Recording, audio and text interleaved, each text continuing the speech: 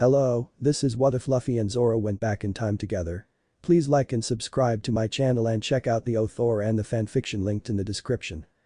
Luffy sat in silence, oblivious to what was happening around him at the moment. He was in deep thought about the conversation he had just had. Johnny and Yusaku had grown restless during their stay and came down to the restaurant to ask why they were staying so long. Luffy told them to relax and wait a bit longer. They conceded and sat down at a nearby table, getting out their bounty posters and discussing bounty heads that were within their reach to pass the time. Luffy watched as Nami caught sight of one of the posters. Arlong's. Her entire body tensed up and her breathing became heavier. Luffy looked away as she scanned the area, pretending to do his own thing. When she came to the conclusion that no one was watching, she quietly made her way out of the restaurant and headed towards the Going Merry. Luffy followed after her silently. Only Zoro noticed them leave, but he stayed seated. When the restaurant doors closed, Nami took one last look behind her to make sure no one was following. Satisfied, she climbed on board the Going Merry and froze. Luffy was on deck, looking at her with an unreadable expression. When heady. Nami gritted her teeth and looked down, wondering if she should try to explain her actions. Somehow, she really didn't want to lie to him. Luffy saw her discomfort. "It's okay," he said quietly. Nami looked back up at him in surprise. "What are you?" "Who is it?" he interrupted. She stared at him, not quite comprehending the question. "The one who's hurt you," he elaborated. She stiffened, her posture becoming guarded. This seemed to sadden him. Not a single thing she was doing escaped his notice. His eyes seemed to bore into her, as if he could see right into hers, piercing through any barriers she put up around herself. At that moment, she was an open book under the scrutiny of a scholar. He had seen right through her from the beginning. She hated it. As if sensing her discomfort again, he closed his eyes and sighed. Luffy she started but stopped. What could she say? That she couldn't be their crewmate anymore? That she was abandoning them here? Her heart ached at the thought of losing the sense of belonging that she hadn't felt since the day her mother had died. "We can help you," he said, breaking her out of her thoughts. "If you'll just let us." Nami's eyes widened at this and she shook her head frantically. "I can't," she said, her voice breaking. "I can't get you involved." Luffy looked disappointed at this but walked up to her slowly. Nami closed her eyes. What did she expect? That he'd just let her steal the ship that they had acquired because she was involved in something she couldn't get out of? Sympathy only extended so far. The last thing she expected was for his arms to wrap around her as he pulled her into a tight hug. She opened her eyes in shock. "It's okay," he said again. "You're free to go where you wish. I can't stop you from leaving, just like you can't stop us from following you." He pulled away. "And we will follow you," he stated firmly. He started walking away. "If you're going to leave, I'd do it now. It's going to get crowded out here soon." He turned back to look at her. "And Nami, if even for a second you think that this guy is going to hurt you again, just say the word and I'll introduce him to a new world of pain." With that point made, he jumped off the side of the ship. Luffy was pulled back to the present by fearful screams. He looked around. The customers were backing up in terror as Krieg made way through the entrance, being supported by Jin. They were taken aback by the state he was in. He looked as if he was about to keel over, but they were fearful nonetheless. The only ones who weren't visibly cowering were Sanji, Zeff, and the Straw Hats, although Usopp looked pretty shaken. "Please," Krieg began, "could I have some food and water? If you want money, I've got plenty." He spoke humbly, panting in between words, and had a miserable look on his face. People were starting to realize that this man wasn't a threat and some were whispering to each other in doubt that this was really Krieg. Suddenly, the man toppled over, hitting the floor face first. Jin panicked. "Please. Give him some food and water. He'll die at this rate." Patty started laughing hysterically. "Oh, this is great. Seeing that scumbag in such a miserable state just warms my heart." Jin turned toward him angrily. "We have money this time. We're paying customers." "Like I care," Patty shrugged. "Hey, contact the Marines," he commanded, pointing to another chef. "This is a good opportunity to get that guy behind bars. Don't even give him a scrap of food." The customers all shouted their agreement. "Who knows what he'll do if he gains his strength back," one chef said. "We can't risk giving him anything." Krieg bowed his head low to the ground. "I won't try anything. You have my word. Please just give me something. I don't care if it's just scraps. Anything," he groaned. Jin tried to convince him to stop groveling, but he continued. "Anything," he repeated. Patty looked like he was having a hard time keeping up his heartless attitude but stood firm, trying to earn sympathy. "You won't get any," he said. "Out of the way, Patty," a new voice said. Patty was suddenly kicked away from the entrance. "Here, Jin. Give him this," Sanji said, holding up a plate of food and a glass of water. "Sanji-san." Jin exclaimed, taking the food and handing it to his captain. Krieg started eating immediately. One of the chefs, Karn, started shouting his disapproval, saying there was no way he'd just back off after eating. The customers and the rest of the chefs looked terrified. Sanji had turned his attention to Karn and Luffy noticed the tensing of Krieg's muscles. "Hey, Sanji. You might want to pay attention," he called out. Sanji turned back in time to see Krieg swinging his arm out in a lariat and was able to bring his knee up in front of his neck to block. The blow sent him flying back, but he landed on his feet and regained his balance. Krieg looked slightly annoyed that his surprise attack had failed and Jin looked horrified. This isn't what you promised. You said you'd leave these guys alone if I brought you here." Jin let out a yell of pain as his shoulder was gripped tightly in Krieg's hand. That's better. I feel like my old self again." He looked toward the chefs, who were watching in terror. "Nice ship. I think I'll take it," he said calmly. They looked at him with incredulous expressions and he continued, "My old one got ruined. I have 100 men who are dying of hunger and thirst. Prepare food for all of them and then get off my new ship." The chefs all shouted at him in response to the outrageous request, saying they refused. "Refuse?" repeated Krieg. "Don't misunderstand me. This isn't a request. It's an order. And no one disobeys my orders," he said with a menacing glare. Jin knelt on the ground with a pained look on his face. "I'm sorry, Sanji-san," he said with regret. "I didn't intend for this to happen." Sanji ignored him and started walking toward the kitchen. Patty rounded on him. "Hey. Where do you think you're going? It's your fault we're in this mess." "I'm going to prepare food for 100 people," Sanji said simply. Jin looked at him in shock. After all this he was still feeding them. The other chefs quickly surrounded Sanji on all sides, pointing guns at him threateningly. "Who the hell do you think you are, Sanji? Krieg's double agent?" one asked. "You're not taking one step into the kitchen," another said. Sanji just held his arms out in a silent challenge. "Then shoot me if you want," he said without hesitation. The chefs all stared at him as if he'd lost his mind. "I don't care if they're not worth saving. My job as a chef is to feed people. If they come to this restaurant in hunger, I'll give them food. I'll worry about what happens afterwards once they're fed." The chefs were taken aback by his resolve. All except for Patty, who knocked Sanji to the ground with a blow to the head. "Sanji, I know you feed customers who can't pay," he began, "and I've never had a huge problem with that. But this time, you've gone too far. Your actions are going to cost us this restaurant. I won't let that happen. If you're just going to stand there like an idiot, I'll protect Brady myself." He pulled the cloth off of the item he was carrying, revealing an odd-looking red bazooka. "Hey Krieg, are you finished with your meal? How about some dessert?" he said as he aimed the bazooka at Krieg and shot. It hit him dead on in the chest and Krieg was sent hurtling back against the guardrail outside. "That takes care of that," Patty said with finality. "You might want to double-check that," Zoro suggested, and Patty looked at him as if he was insane before a familiar voice made him reconsider. "That was the worst dessert I've ever had," Don Krieg said as he walked through the ruined entrance. His overcoat and cape had been blown off and what remained was a gold-colored suit of steel armor. The chefs all got over their shock and charged, intent on taking out the pirate captain who was threatening their way of life. This proved to be a mistake as his battle armor produced a multitude of guns from hidden compartments and started shooting at them. They would have been skewered had it not been for a sudden wind blowing the bullets off course. In front of the chef stood a single green-haired man with one sword out of 3 raised, one of their customers. Krieg looked at him in slight surprise. "You're that pirate hunter guy," Krieg said in apathy, taking note of his other 2 swords. "I was," Zoro replied. Their conversation was interrupted as Zeff calmly walked in front of Zoro and set down a large white bag. "This is food for 100 men," he said. "Bring it to your crew." "Owner Zeff!" Patty shouted. "Have you gone crazy? If his crew recovers as well, they'll take this restaurant for sure." Krieg's eyes widened. "Did you say Zeff?" "That's only if they have the guts to take it," Zeff responded evenly. He turned to Krieg. "Isn't that right, Grand Line drop out?" Mutterings broke out throughout the restaurant. Even the King of East Blue couldn't make it through. "Your red leg Zeff," Krieg muttered in shock. "I am," he replied. "Do you have some sort of business with me?" Krieg smirked. "Actually, yes. You were able to sail the Grand Line and survive. Rumor has it that you kept a logbook of your travels. Hand it over," Krieg demanded. "I refuse," he replied evenly. "That logbook is the pride of my crew. I won't give to the likes of you." "Then I'll steal it." "I'm not defeated yet," Krieg insisted. "I had the power. I had the forces. I had the ambition. The only thing I lacked going into that sea was information. If I get that logbook, I'll easily be able to conquer the Grand Line. The only thing you need to conquer is your own ego. It'll get you killed one day."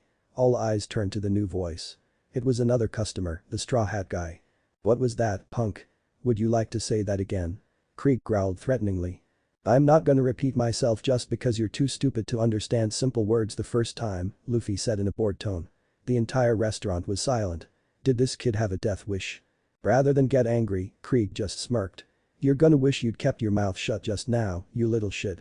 I'm gonna go feed my men. After that, you'll learn exactly why people fear me. He walked out of the restaurant, the bag of food slung over his shoulder. The restaurant immediately dissolved into chaos. Owner Zeff. Have you gone mad? Could you side with Sanji on this? Petty asked. The chefs all voiced their agreement, accusing Sanji of leading the restaurant to ruin. Silence, you ingrates. Zeff shouted.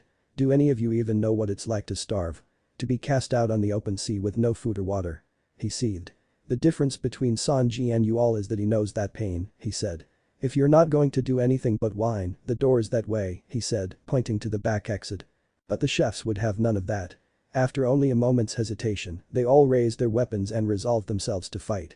Are you all crazy? Jin shouted. You've seen how powerful Don Krieg is. You all need to run, now. Jin, Sanji said as he lit a cigarette. It may be my job as a cook to feed those who are hungry, but I'm not responsible for what happens to them afterwards. If someone is going to attack this ship, I'll kill them without a second thought, even if it's you. They could hear shouts of triumph coming from the galleon outside. That meant that the pirates were back to the land of the living. That wasn't not what caught Luffy's attention, though. Zoro, we've got company, he said. Zoro, who had sensed it too, was already making his way out the door with a mad grin on his face. Luffy headed out too, motioning for Usopp to follow. He scrambled to his feet and Johnny and Yasaku followed. What's the big idea, Luffy? Usopp asked curiously. It's dangerous out he. He was cut off when a giant wave swayed the entire restaurant. The chef started going wild until Zeff told them to raise anchor. Everyone looked to the source of the wave, Krieg's giant galleon. It was separated into two halves by a clean line down the middle, as if bisected by a gigantic knife held by the hand of a god from above. Pirates and chefs alike were freaking out at the sight. Even Don Krieg had lost his composure. Usopp looked around frantically. Hey, where's Mary? He asked suddenly. Did she sink? Very safe, Usopp. I'll explain later, Luffy responded. His gaze was fixed on the sea, and Usopp followed his gaze and saw what he was staring at. There was a man floating towards them in an eerie-looking boat with lit candles on the sides. He was dressed in black and red clothing and had a huge black cross-shaped sword strapped to his back. Luffy and Zoro both gazed at him with focused expressions, although Zoro's gaze suggested that he was downright obsessed over something. Hey, who is that? Do you guys know him? Usopp asked. Zoro was the one who answered. He's known as Hawkeye Mihawk, the world's greatest swordsman. Usopp's jaw went slack. Mihawk? He repeated. The warlord. What the hell is that guy doing here of all places? The Krieg pirates voiced the same question, yelling in outrage at the man who had ruined everything for them. You bastard. What do you want from us? Why did you follow us here? Mihawk looked up and any other words they had froze in their throats at the sight of his piercing yellow eyes. To kill time, he said nonchalantly. This seemed to infuriate them even more, and one brave soul pulled out a pistol and shot directly at him. Time seemed to slow down as Mihawk pulled the sword from his back and deflected the bullets with a tilt of his sword. Zoro silently walked up behind them and passed in front of their shaking forms. You'll never even hit him like that, he commented. You should have realized that after he thrashed you all in the Grand Line. Mihawk looked over the new arrival with scrutiny. They say a true swordsman can determine a man's worth without ever clashing blades with him. Mihawk fully believed in that statement. One of the 12 supreme grade swords, Yoru. It's one of the greatest works of craftsmanship in this world of ours, Zoro stated. I assume you used it to cut that galleon. Mihawk nodded slowly. A swordsman without skill is one without strength, he said. Zoro unsheathed his own Mido, Wado Ichimonji, and raised it. Indeed, he replied, before bringing it down and cleaving the galleon in half at an angle perpendicular to the first cut. The waves were less profound this time, but that didn't mean the chefs or the Krieg pirates or Usopp appreciated Zoro's actions. Mihawk stared at the man with a calculating glint in his eyes. Cutting a ship of that size was well outside the level of skill expected of an East Blue dweller or anyone who lived outside of the Grand Line, really. But there were always outliers. What caught Mihawk's attention was the man's aura. It was pulsating. With excitement, with respect, and with nostalgia. Mihawk blinked at the unexpected emotion, but filed that away for later. He focused on the fact the man's unsuppressed aura was simply too great for someone he had never seen or heard of before. He radiated power. Him as well as Mihawk's eyes shifted towards an unassuming kid in a straw hat who was watching the encounter with open interest. The man's aura was not as great but that was only because he was suppressing it. Heavily. He assumed that the two were comrades. He estimated that the kid's aura, if he stopped hiding it for whatever reason, was as great, if not greater, than the man before him. He turned back to the swordsman, who after having given him his few moments of contemplation, spoke up, "You said you're killing time, right? How about a swordsman's duel then? I'd be honored." Mihawk continued to stare silently, as he was never one to speak unless he had something good to say. It wasn't carelessness or ignorance that prompted this man to challenge him. He knew what he was up against. "So, what was it?" Finally, he answered, "What's your name, kid?" "Urano is Oro," the man responded. "Well, Urano is Oro, may I ask what your ambition is?" "To be the world's greatest swordsman," he replied with conviction. "Your ambition is that of a fool," Mihawk stated. "And yet, you do not strike me as one. So I'll ask you. Surely you don't think you can defeat me as you are now?" Zoro thought for a moment. "Not really," he admitted. "But what kind of ambition would it be if I didn't take a shot?" That was an impressive answer. Mihawk would be the first to admit it. The man acknowledged the high probability of death and chose to pursue his ambition right here and now, rather than wait until he was sure he had a good chance. Was it pride? Perhaps. And yet, Mihawk got the feeling that it ran deeper than that. "I will grant your request, seeing as you have resolved yourself." He pulled the large sword off of his back again and stepped out of his boat to face the man. "Whenever you're ready," he said calmly. On the way to a certain island, Nami hung over the rail of the Going Merry, watching the seas. "I wonder if they'll really accept me back as a friend next time," she thought aloud as tears streamed freely down her face. "What do you think, Belmere?" "GH." He raised his blades, and Mihawk's eyes slightly widened as his arms, legs, and head seemed to multiply by 3, bearing a striking resemblance to a certain deity. All 9 swords then blackened to resemble the color of Mihawk's own blade. "Demon or a 9-sword style." "Asura," Zoro said through pants. Mihawk calmly waited for what was coming. Whatever it was, he would observe closely and parry it. Zoro leapt forward one last time, and Mihawk met him halfway in one last dash. 9 demon flashes. Zoro yelled as 9 blades met one. Shockwaves rocked the Baradi and the surrounding sea. Zoro roared in effort, and Mihawk gritted his teeth as a single bead of sweat slid down his face. "I'm not going down without even putting a scratch on you, not this time," Zoro thought with unyielding determination. Finally, their swords seemed to pass through each other, and they both slid to a stop, back to back, mere meters from one another. A few seconds passed as everyone's breath caught in their throats, except for Luffy, who looked on grimly. 6 of Zoro's blades shattered, and the illusion dissolved before blood flooded out of the wound on his side, and he fell to one knee. Mihawk continued to stare in the opposite direction, his back still to Zoro, as if contemplating something. Then they both turned around to meet each other's eyes, and in the process, Mihawk revealed a shallow gash spreading across his cheekbone. "Well met, Urano Zoro." There was silence as Zoro stood up.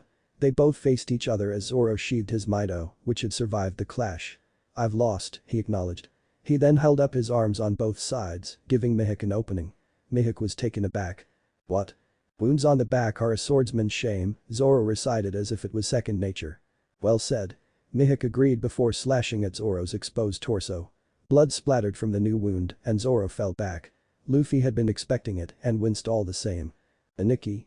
Johnny and Yasaku screamed. "Zoro!" Usopp yelled out worriedly. "That fool," Sanji muttered under his breath, which didn't escape Zeff's notice. Mihawk's sword was now pointed at Zoro, who was on the ground bleeding. He was deep in thought. This man had resolved himself to die. Would it be disrespectful to let him live? Not just disrespectful, he thought. Stupid. He has so much potential for someone just starting his journey. I don't doubt that he may very well take my title and possibly my life one day. Oddly enough, Mihawk felt less inclined to kill this man than he would have been had the man not been a threat at all.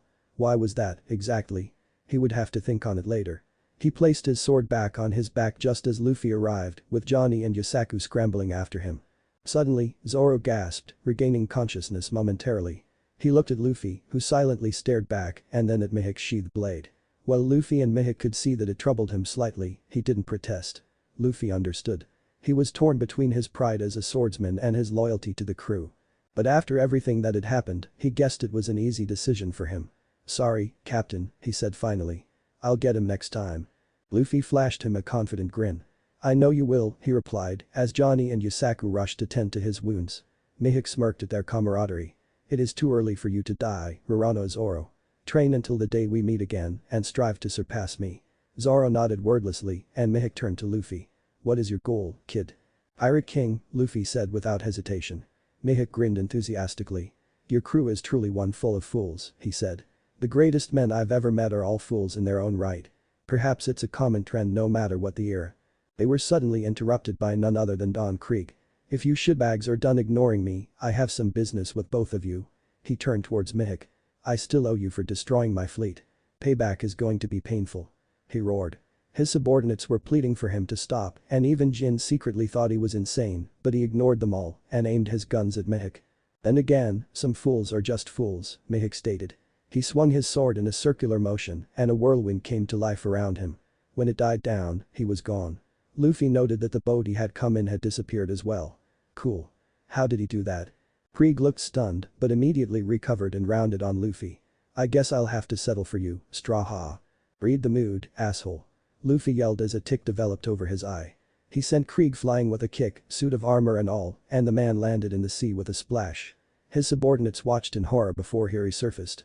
"Usopp, Johnny, Yasaku," Luffy addressed the three with authority. "Nami has taken the Going Merry to a place called Kokoyashi village. Do you know where that is?" The bounty hunter duo both widened their eyes and nodded. "That's Arlong's turf," Yasaku commented. Luffy nodded. "I want you to follow her there and wait for me. She has something she needs to do there, but I think she's going to need our help." They really wanted to protest going anywhere near Arlong Park, but if Nami was there and needed their help, they could hardly argue. They prepared a ship and, along with Usopp, set sail. Meanwhile, the Krieg pirates were gathering their wits and finally taking action. Pirates clashed with chefs in a determined struggle, and Paddy and Karn seemed to be swaying the outcome until Jin stepped in and knocked out Karn with a blow to the head. Paddy stilled. "You. Well look, isn't this just perfect," Jin said smugly. "You really don't hold back against starving men.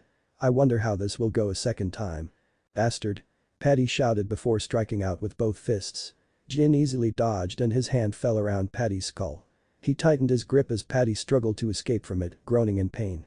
Finally Jin let go and Paddy slumped to the ground, blood oozing from his skull. A tall man in a strange piece of armor consisting of one plate on each side strolled up to them. "I see you haven't softened in the time you've been away, Jin," he said. He kicked Paddy over onto his back and spotted a cooking knife on his hip. "Oh, nice knife," he said. He tried to take it, but Paddy grabbed his hand. He started stomping on Paddy's hand, but he wouldn't let go, and suddenly a powerful kick met his skull, alarming him. "The chef's kitchen knives are his pride," Sanji said nonchalantly. "I won't let you defile them with your filthy hands." The man, who his subordinates identified as Pearl, started freaking out at being harmed and screaming danger. Sanji was about to kick him again when a large whip-like limb smacked Pearl in the head, knocking him out and toppling him over in that order. "Shut up already," Luffy said unenthusiastically. The Krieg pirates panicked at the sight of Pearl being defeated so easily and of Luffy's legs stretching out before Krieg speculated out loud that he must have eaten a devil fruit. "Why couldn't you just leave, Sanji-san?" Jin said with regret and all eyes turned to him. "All of this could have been avoided if you just gave up the damn ship." "I already told you, that's not gonna happen," Sanji said, lighting a cigarette. His voice hardened. "This restaurant is that shitty old man's pride and joy. I've already taken too much from him. I won't let him lose this, too." Jin still looked regretful as he stared back at Sanji, but his gaze hardened. "Suit yourself then," he said as he lunged at Sanji, spinning around two tonfa with what looked like cannonballs on the tips. Sanji dodged the first downward swing, which left a large hole in the wood when it impacted. He aimed a kick at Jin's neck, but it was blocked by one of the tonfa. He spun around and threw another one, which was blocked by the second tonfa. Forcing Jin on the defensive, he planted his hand onto the ground and brought his leg up. Jin failed to raise the heavy weapons to that height in time, and Sanji's kick impacted with his head. Without sustaining injuries from Pearl, Sanji was faster and could hit harder. This went on for a while, with Sanji getting in a couple hits as Jin tried to defend. Finally, he spun a tonfa around and allowed one of Sanji's kicks to hit his side without retaliating, and then thrust the tonfa into Sanji's ribs. Both men fell back, coughing up blood, but Sanji recovered faster, sweeping Jin's leg with his foot to hinder his mobility. Jin stumbled, but still lashed out with his tonfa, which Sanji dodged. They then clashed again, Sanji's kick meeting Jin's weapon. Waves of pain ran down Jin's arm, but the stress on Sanji's leg was worse, and Jin recovered first this time, nailing Sanji in the ribs again. Sanji stumbled back and Jin tried to push his advantage, only to be stopped by his injured leg. Sanji noticed and decided to risk it. "Haul your shoot," he yelled. The kick made contact with Jin's neck and snapped his collarbone. Jin choked and fell over backwards onto the ground and Sanji nailed him on the head with his heel, ending the fight. He panted heavily and straightened. The pirates backed away from him in fear, not believing that Jin had been defeated. Don Krieg grimaced. "That Jin is a disgrace. He's done the one thing he wasn't allowed to do." He's failed me. You speak as if you're going to fare any better, Luffy said mockingly. Krieg growled, and the surrounding pirates started jeering at Luffy. You stupid punk. Jin may have lost, but Don Krieg is the strongest. The Don Krieg pirates are the best in East Blue. Luffy shrugged lazily. If by that you mean that they have the best numbers, then okay. The pirates fumed at his words, but Krieg kept a calm countenance. You hit me once, boy. Consider yourself lucky. It won't happen again. Luffy raised both eyebrows sky high, then leapt towards Krieg. Before he could pull out his spiked cape as he had planned or even react, Luffy sank his fist into his gut, denting the steel armor considerably. Krieg fell to the ground gasping for breath. The armor had caved in and was crushing his torso, cutting off the air that was trying to flow into his lungs. He tried to suck in air, but to no avail, and only gained a wheezing fit for his efforts. Finally, he groaned out. Take it off. Please, he managed. Luffy was disgusted. That's the great Don Krieg for you, he said with a chuckle. Glorifying himself one moment and then groveling at someone's feet the next. He waved his leg in a swift rankyaku, which cut Krieg's armor in two. The man gasped for breath, letting sweet air fill his lungs, and then glared up at Luffy in fury. I don't suppose you'll leave in shame knowing that you received help from your enemy? Luffy asked. Krieg responded by lunging at Luffy in a reckless rush. Luffy met him with a backhand to the head, feeling the crack of bones in Krieg's face. Krieg fell onto his side, defeated. Jin had woken up and watched in shock from where he lay. The Don had been defeated. The impossible had just happened. A small part of his mind that was gradually expanding criticized his naivety and chastised him for ever believing that his captain was unbeatable in the first place. Why had he ever believed that when there was an abundance of evidence to prove otherwise?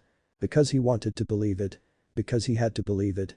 The Krieg pirates had slumped in defeat from the moment their captain was knocked out as the chefs all roared in victory.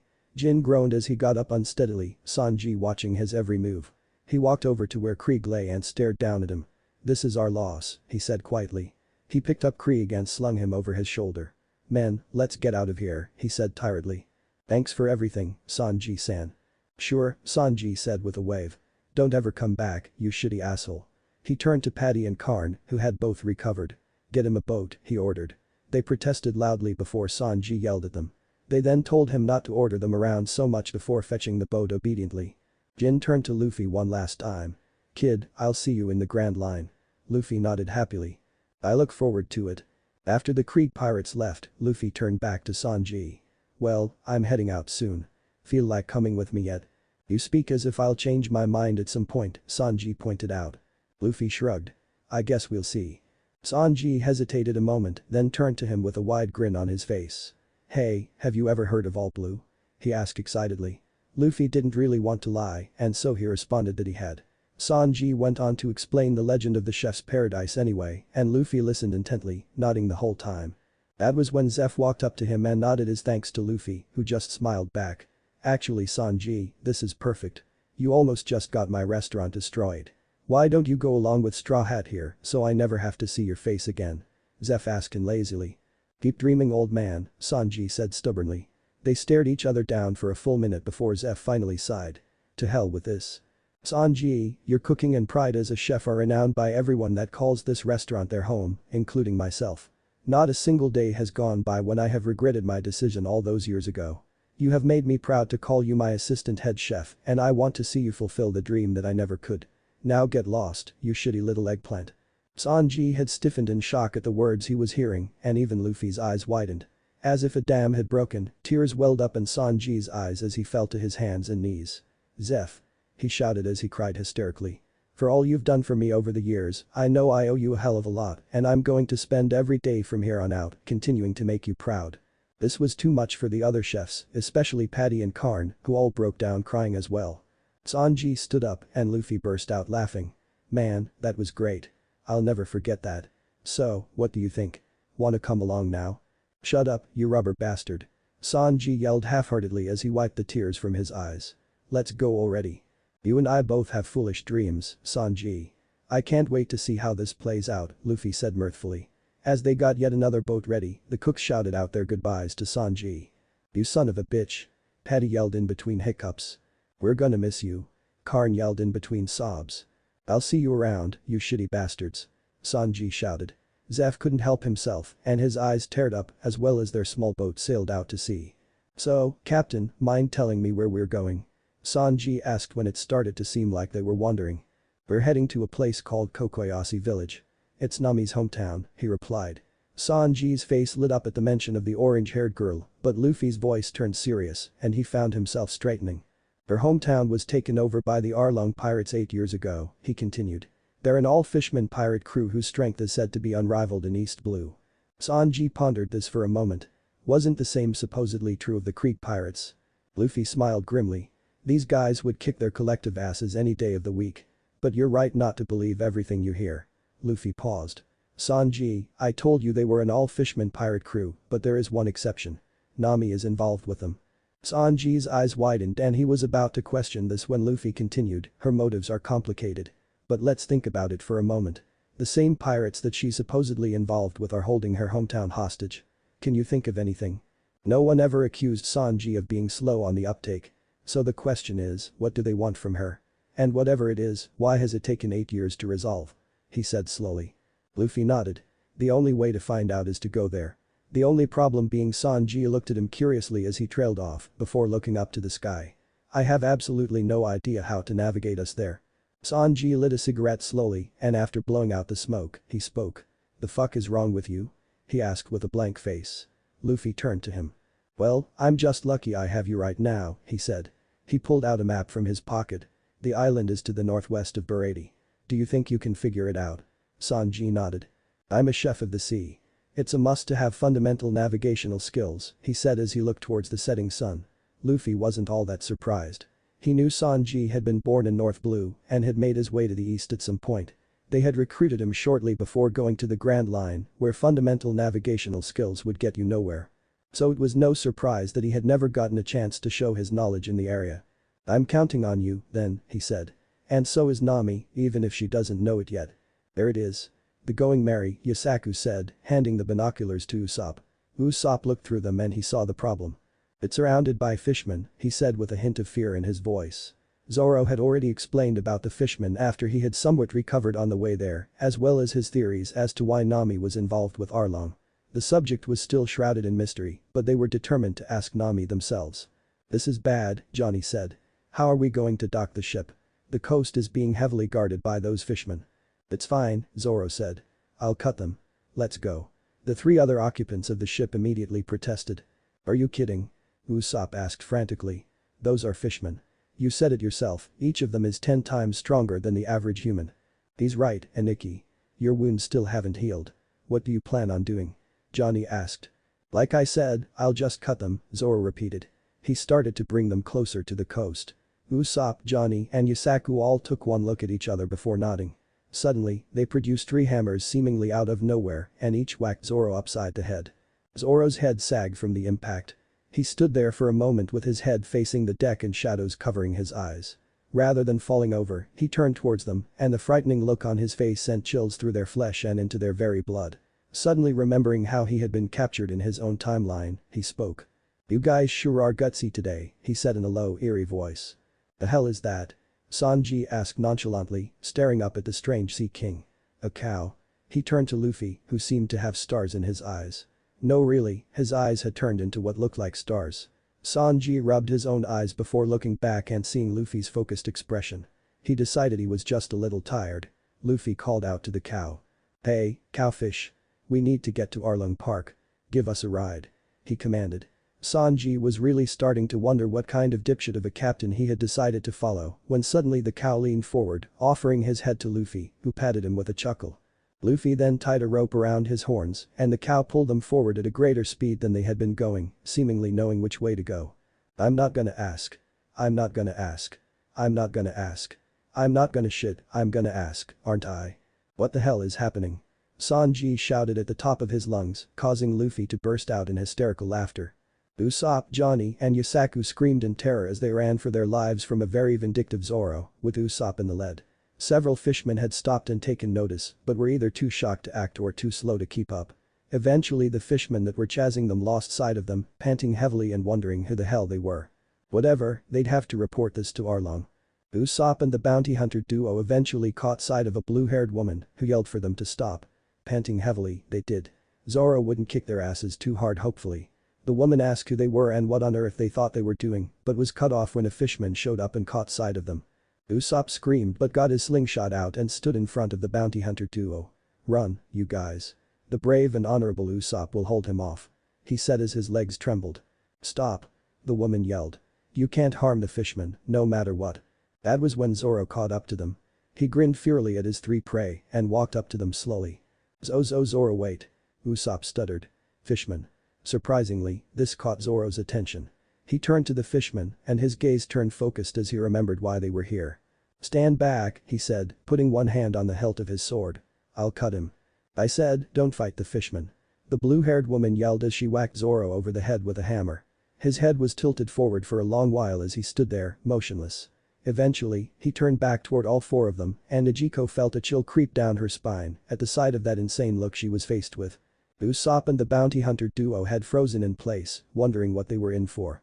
"You're all being pretty gutsy today with your fucking hammers," he said in a low voice. "Do I look like a mole to you people? Do it. Hey, you damn humans. Stop ignoring me and identify yourselves. This is Arlong Park, where fishmen reign supreme, so if you don't want to be taken to Arlong, I suggest you beat it, you fish-faced fucker." Zoro yelled as he spun around and backfisted the fishman in the jaw, sending him crashing into a house to their left. There was silence as Nico wondered who the hell this guy was. Johnny and Yasaku started clapping slowly before Zoro glared at them and they stopped. "If you're all done pulling hammers out of your asses, we can go find Nami now," he said in irritation. "Nami?" Nico asked in confusion. "What business do you have with her?" Zoro looked at her. "She's our navigator," he said simply. This only confused Nico more before she remembered that Nami had a tendency to infiltrate pirate crews and earn their trust before robbing them penniless. "If that's the case, then I fear you all have been tricked. I suggest you give up on Nami being in your crew any longer," she replied. Zoro looked at her with a piercing gaze and, never one to shit around, got right to the point. "Arlong Park falls today," he said before walking away, leaving Nico speechless. All she wanted to do was scream at the guy, ask him who the hell he thought he was, and hit him in the head with a hammer a few more times. Was he trying to make every sacrifice they had made for the last 10 years be in vain? She gritted her teeth. His three friends looked back at her for a moment before falling into step behind him silently. She cursed under her breath and followed after them. Genzo grunted as Arlong lifted him off the ground by the scruff of the neck. "Possession of weapons is a clear sign of rebellious intent," Arlong said with a toothy grin. "I can't just let this slide, now, can I? I'll just have to kill you as an example of what happens to rebels." "Stop this, Arlong. We won't stand by and let you do this," a civilian shouted. Shouts of agreement broke out through the crowd of citizens from Kokoyashi village. Genzo silenced them, however, saying that if they rebelled now, everything would have been in vain. They struggled to accept this, realizing that his intention was to martyr himself now. Arlong laughed at their indecisiveness before bringing Genzo up above his head and preparing to slam him head first into the concrete in order to end his life. Shouts echoed throughout the plaza and Genzo closed his eyes. Certain death. Exploding star a concussive force stopped Arlong mid-swing and Genzo slipped from his grip, relatively unharmed. Everyone looked in shock at the new arrival. The kid trembled as he stood on the roof of a small house, holding up a green slingshot. Suddenly, a green-haired, sword-wielding man walked into the plaza, flanked by two other men who also carried swords. The villagers' eyes widened. What was this? A goddamn revolutionary army. They were going to ruin everything. "Gen-san," a new voice yelled. They all turned to see Nico running over to Genzo with concern written all over her face. She had come with these strangers. Who were they, exactly?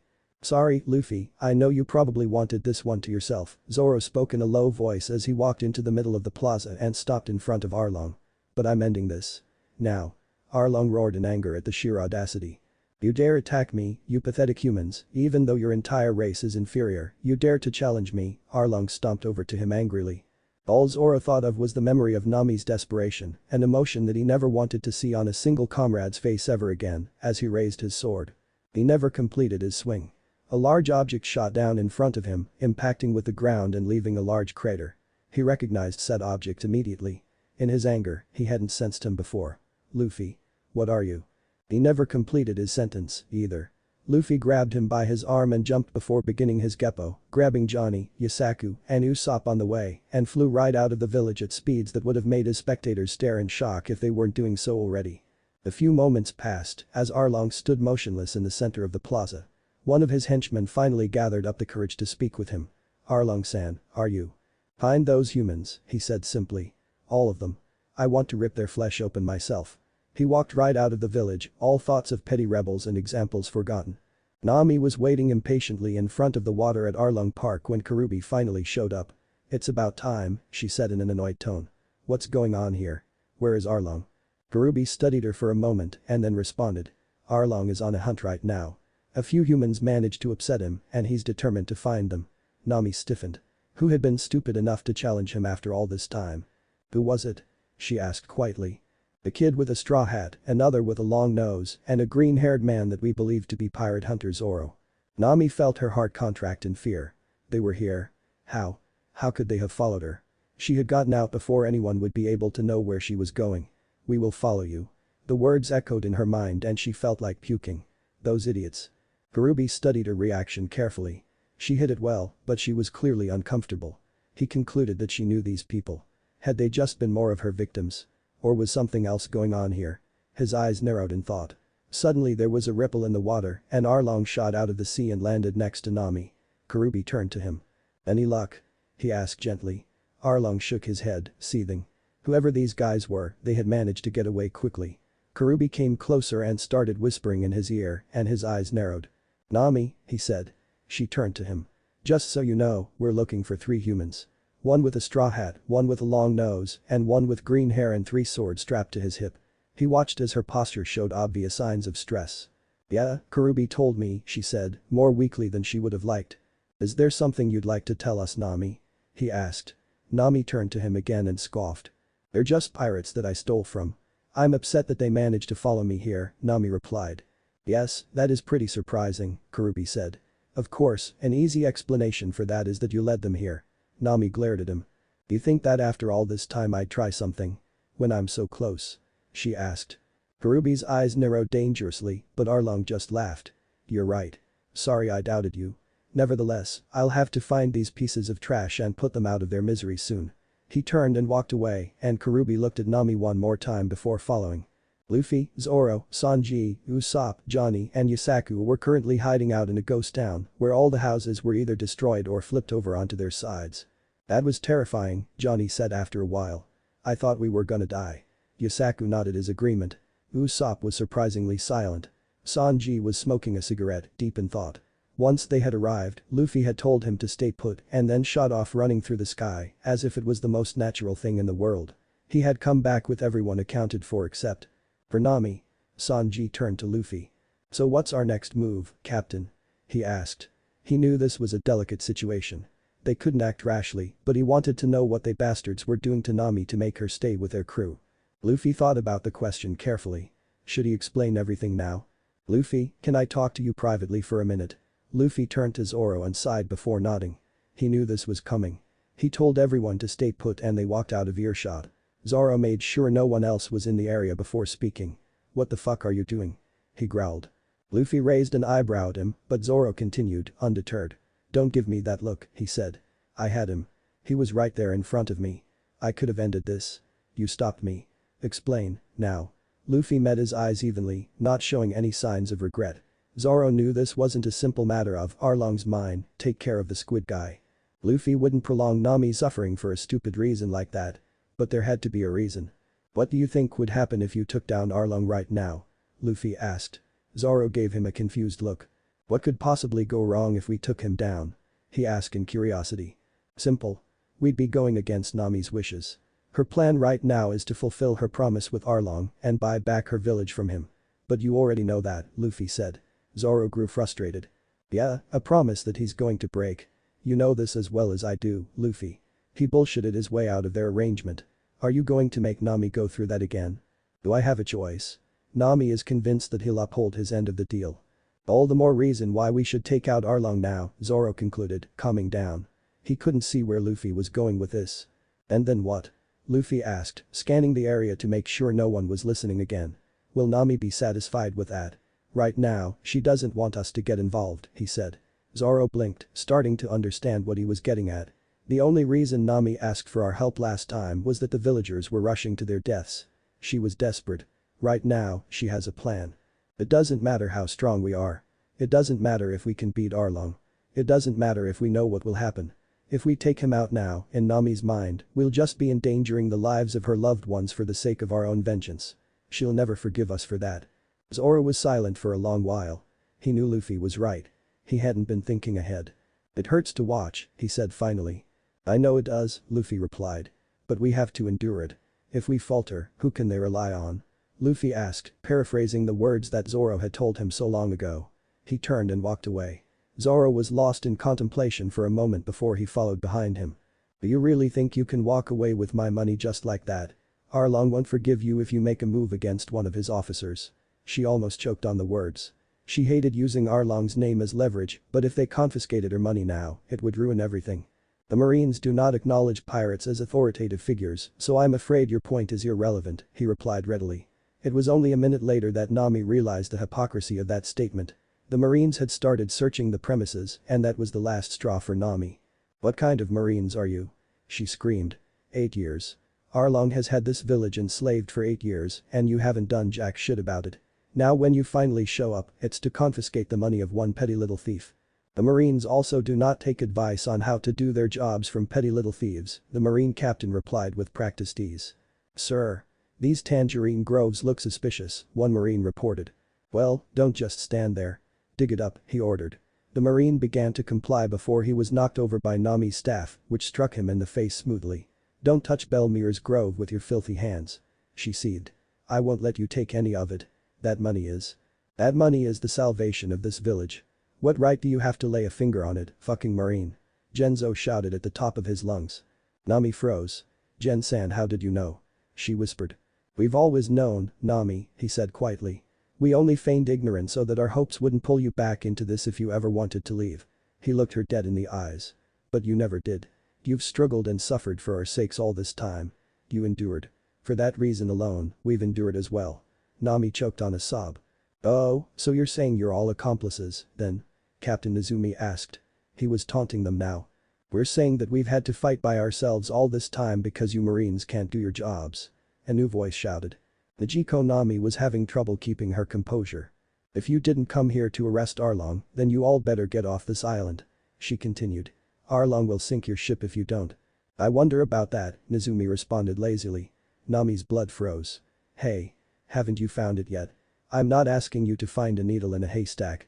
This is 100 million belly we're talking about." Genzo and Nijiko both wore the same horrified expression. How did you know it was that much?" Genzo asked quietly. Nizumi scratched his head, noticing his slip-up. "Oh, that.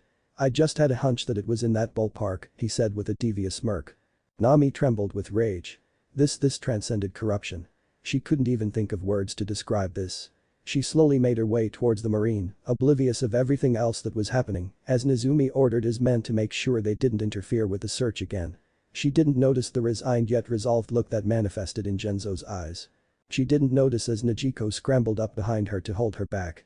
She didn't notice the pistol that one Marine pulled from his holster and aimed at Nijiko. The gunshot never went off, though. Genzo and Nijiko, as well as the villagers that were starting to gather around, watched in shock as every single Marine fell over onto the ground, unconscious. "What?" was all Nijiko could say. She had just realized the danger they were in when one Marine aimed a gun at them when they collapsed. What on earth just happened?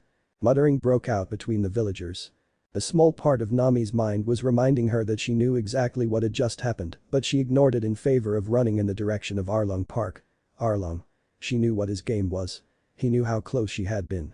Even though these Marines had failed, something would happen to her money before she returned from her next trip, and there was nothing she could do about it. Arlong. She reached the gates and stomped towards him in a frigid rage. "Arlong. Oh, it's our navigator. What can I help you with, Nami?" he asked, despite knowing full well why she was there. "What did you do? You said you wouldn't break our promise, no matter how long I took. And yet you send Marines to confiscate my money. Break my promise?" he asked in a bored tone. "When did I break my promise? Don't bullshit me. Those Marines you sent are unconscious in the ground of our village right now. You can't deny it." Arlong looked a little surprised at this information. "Useless Marines no matter. It's not as if I don't know where she keeps it. It won't be here when she comes back next time." "Oh, those Marines. Yeah, I sent them," he stated casually. "So, tell me.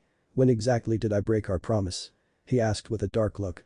Tears started to form in Nami's eyes, and he laughed maniacally. It certainly would be unfortunate if anything happened to all that money, he continued. But you know what our agreement is.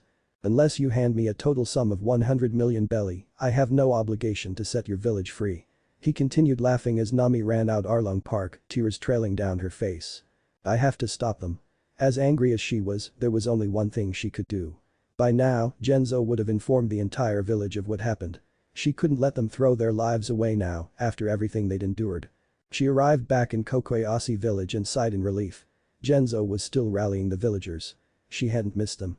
At the sight of the cheap swords and pitchforks in their hands, Nami wanted to puke. What were they trying to accomplish?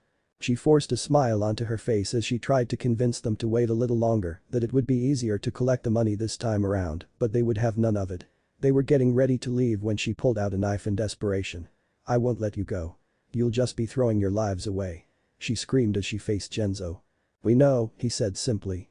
Nami choked as he reached out and grabbed the edge of her knife with his hand, and the tears escaped her again as blood poured down his fingers. Leave this island, Nami, he said, before walking past her. She fell to her knees as they all did the same. She was defeated. Completely and utterly defeated. Everything she had worked for was about to be thrown away. She took one look at the tattoo on her arm before gripping it with her other hand, wanting nothing more than to rip the abomination off of her skin. She grabbed the knife as her desperation made way for anger and prepared to stab the horrid mark, willing it to disappear. Arlong. She shouted through tears as she started to thrust the knife towards her shoulder. A firm hand stopped her and pulled the knife away, and she looked over her shoulder. Luffy. What do you want? She whispered. He was silent. She hadn't seen him since Barady, and seeing him again now just increased the pain tenfold. There was no way he wouldn't act, she knew instinctively. Did she have to lose him too? Would he just be another one of her failures, lured here by his irrational loyalty to her, only to die? Was that her fate? To watch those around her throw their lives away for her sake. What do you want? She repeated, louder this time. You know nothing. You have no idea what this village has been through all this time. Luffy didn't correct her as he banished the thoughts of the people of a certain town being burnt alive like trash that were flickering through his mind. Whether I know or not is irrelevant, he said. Because I can see you suffering right in front of me either way. Go away. She screeched as she broke down into sobs again. Luffy felt the weight of the world on him. He knew that preventing this would have had its own consequences, but that didn't make it any easier. It truly was a heavy burden. Did he have the right to make decisions like this simply because he knew what would happen afterwards? He had prolonged Nami's suffering in order to gain her approval to crush Arlong. Was it worth it? Should he have let Zoro cut him down from the beginning, even if it meant Nami would scorn them? He tried to imagine his crew without Nami in it. He couldn't. Was he being selfish? It wasn't just for the benefit of the entire crew that Nami would come with them. Her dream was to draw a world map. Eventually, that dream would draw her to places that had never been catalogued before. The chances of Nami making it through the Grand Line alone were extremely slim, even if she got stronger than she ever had in the previous timeline. In addition to that, the thought of Nami traveling the seas alone any longer made his chest ache. Luffy, she whispered as she finally looked up at him. Help me. Luffy had come back to change things. And yet, there were some things he wouldn't do any differently even if he came back 1,000 times. He took off his hat and placed it firmly over her head. His arms tensed as he walked in front of her, itching to get a crack at something. He stopped, raised his head, and shouted to the heavens. Damn straight. Zoro, Sanji, Usopp, Johnny and Yasaku were waiting for him nearby. Let's go, he said as they walked by, and they all looked up. Right. Genzo led the villagers to the front of the gates, which were shut tightly. Arlong. He shouted. We know you're in there. Open the gates and face us. The shouts of the villagers mimicked his demands, and after a few seconds, the gates started to open, inviting them in. They could see Arlong's amused grin as they walked in, and this only served to infuriate them more. Well, if it isn't my loyal citizens. What can I help you with? He asked mockingly. You know why we're here, you fish bastard. We've come to kill you, Genzo said scathingly. Arlong was not pleased by this comment. If it was one thing that grated on his nerves, it was humans insulting the superiority of the fishman race. He got up from his throne-like chair and walked closer to Genzo, who raised the sword that he was carrying. Before he could use it though, Arlong was in front of him faster than he could react, holding him up by his throat. You know, this is actually perfect. I was never able to carry out your execution, rebel, he said with a dark smirk. He lifted Genzo higher and started choking the life out of him, and Genzo dropped his sword helplessly. The rest of the villagers were cut off in their approach by dozens of fishmen. I guess this is it then, human scum. Before he could rip the man's throat out as he planned on doing, a large projectile shot through the gates of Arlong Park. Arlong could just perceive the shape of a man as it flew right towards him before a hand was gripping his arm and slowly crushing it. Arlong screamed in pain as he dropped Genzo, who fell to the ground in a fit of coughs as he clutched his throat. Arlong's assailant spun around, pulling his large body into a circular path in the process before launching him through the first floor of Arlong Park. He crashed through several walls before he finally came to a stop. The villagers looked at their village leader's savior in a mix between shock and wonder. When Genzo had somewhat recovered, he looked up and his eyes widened. "You're that kid. The one with the straw hat." He would never forget his appearance, with or without the hat. He had been the first in so long to stand up to Arlong. Him and his group of friends. This was the second time they had saved his life. He should have been extremely grateful, but he hardly even valued his own life at this point. The hostile fishmen all rounded on Luffy, dozens of them running at him. Two more men stopped them. One had blonde hair and wore a black button-down suit and tie. The other was the swordsman who had challenged Arlong in Kokoyashi village. The two men started ruthlessly beating down the fishmen until finally two of Arlong's officers, Hachi and Karubi, confronted them. A few of the weaker fishmen were still standing, but Johnny and Yasaku were keeping them busy. Sanji took a look at his opponent and hummed before looking to Zoro. "Which one do you want then?" he asked casually. Zoro turned to him. "Actually, you can take both if you want," he said.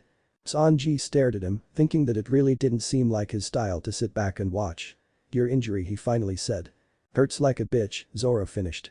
"But that doesn't matter. I just want to see what our newest recruit can do." Sanji grinned. "Well, don't get too comfortable. This'll be over quick." Suddenly, there was a crash in the building Luffy sent Arlong into. The shark fishman walked out slowly.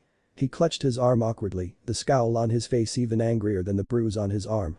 He walked up to Luffy. "That's quite the grip you have there, human. I hope you're prepared for the consequences of what you've just done." "I'm always prepared for the consequences," Luffy answered evenly. "Except when there are none." Arlong's scowl deepened and he lunged at Luffy faster than the villagers could see. Luffy started dodging attacks one by one as they came at him in quick successions. Punches, kicks, and chomps all threatened him in a furious combo, but nothing hit him. Arlong was quickly growing frustrated. He tried to grab Luffy but was sent flying back into Arlong Park with a kick. Their spectators watched in amazement. They could barely keep up with this fight. The only ones who could were Zoro and Sanji, but Sanji was being kept busy to say the least. Another of Arlong's officers, Chu, spat a series of water bullets at Luffy, which he effortlessly dodged. He was about to run at the rubber man before he was hit with an exploding star and turned to face Usopp in annoyance. Usopp ran, and Chu followed behind him, stopping to look at the villagers, who stiffened in fear before getting hit by another exploding star. He growled in pain and continued the chase. "There's too much water here," Usopp thought frantically. "I have to lead him somewhere else. He'll run out eventually if there's no water source." Sanji dodged two swipes from Hachi's swords and blocked a punch from Karubi with his knee, flipping backwards and landing before jumping forward and roundhouse kicking Karubi.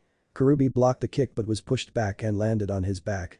Sanji tried to press the advantage and land a drop kick, but Hachi intercepted him, forcing him to dodge the swipes of his 6 spinning swords.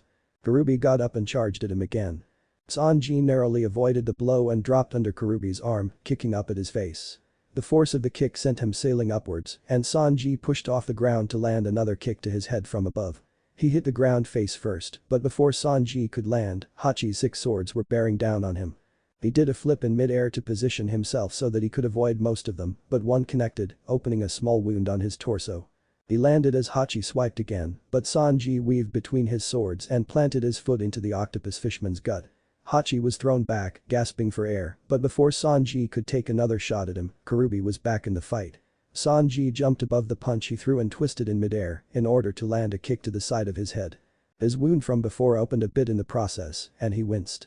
Hachi was still recovering, and Sanji took the time to catch himself in a handstand and unleash a barrage of kicks on Karubi, who guarded with his arms but still took blows to his legs and stomach.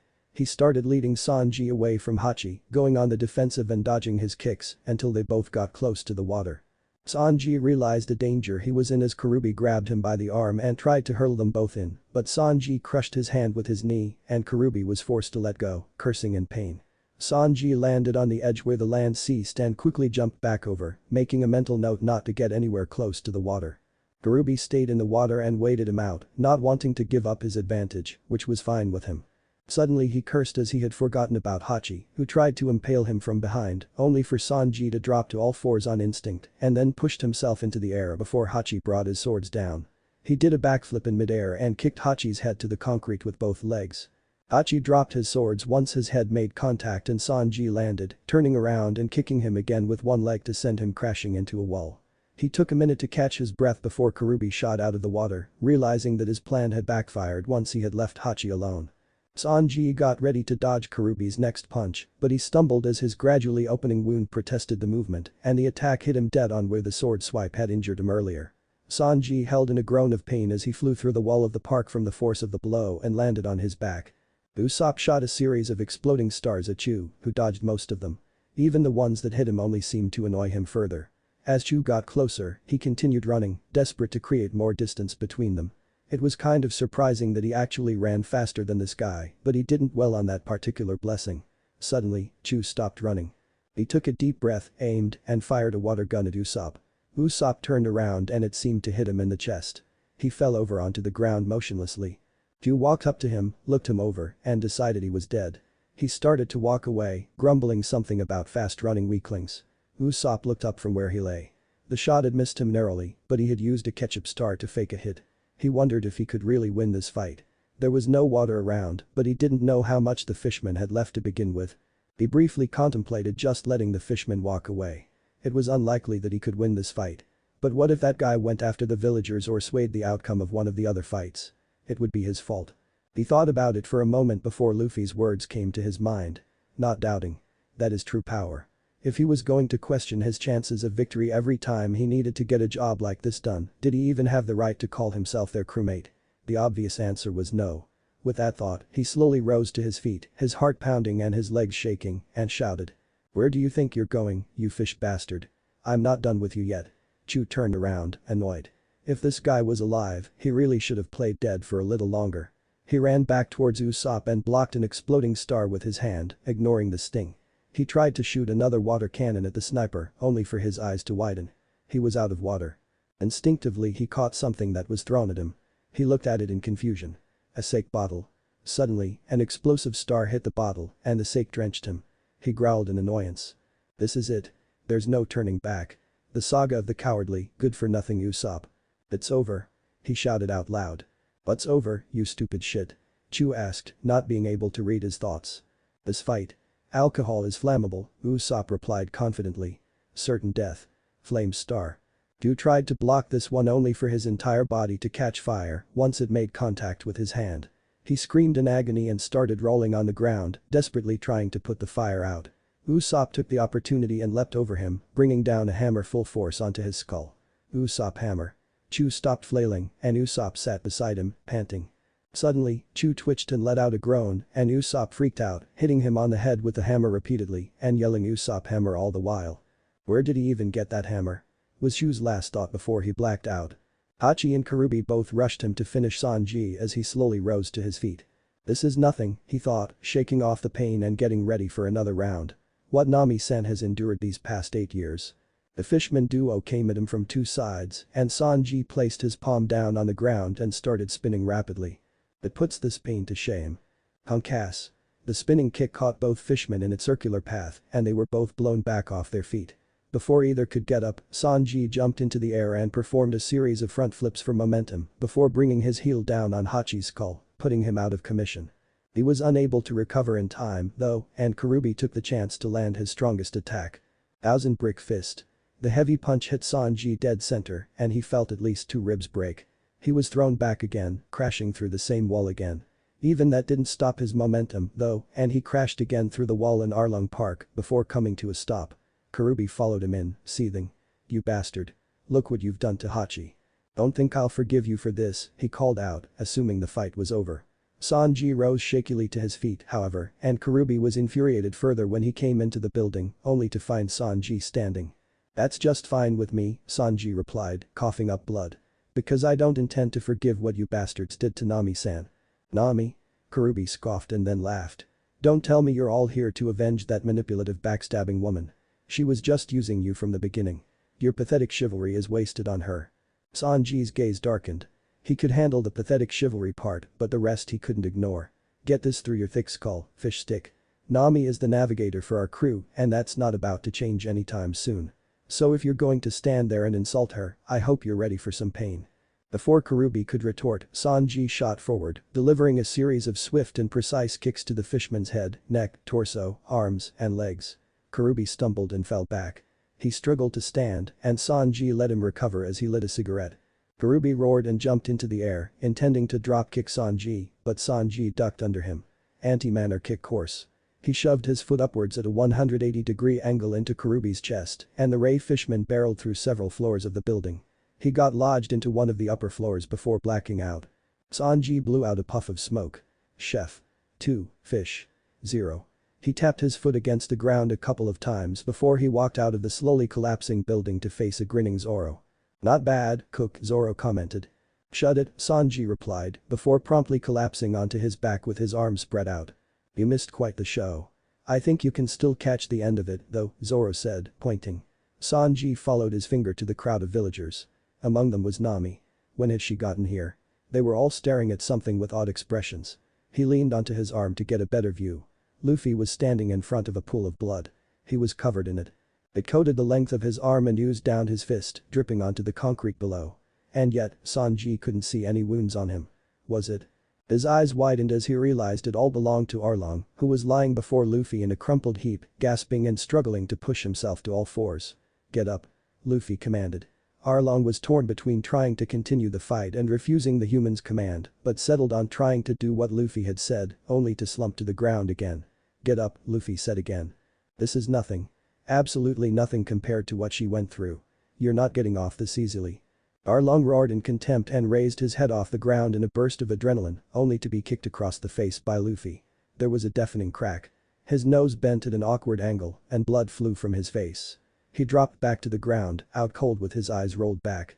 His audience was silent for a long while, taking in the sight. Finally, one villager, the doctor who had treated him last time, Zoro thought idly, remembered how to speak. Arlong Park has fallen, he whispered. Nijiko nodded weakly. As if to verify his statement, the building that Sanji had let loose on finally collapsed, crumbling from top to bottom, until all that was left was a pile of rubble. This was the signal for the villagers to break out in a fit of cheers.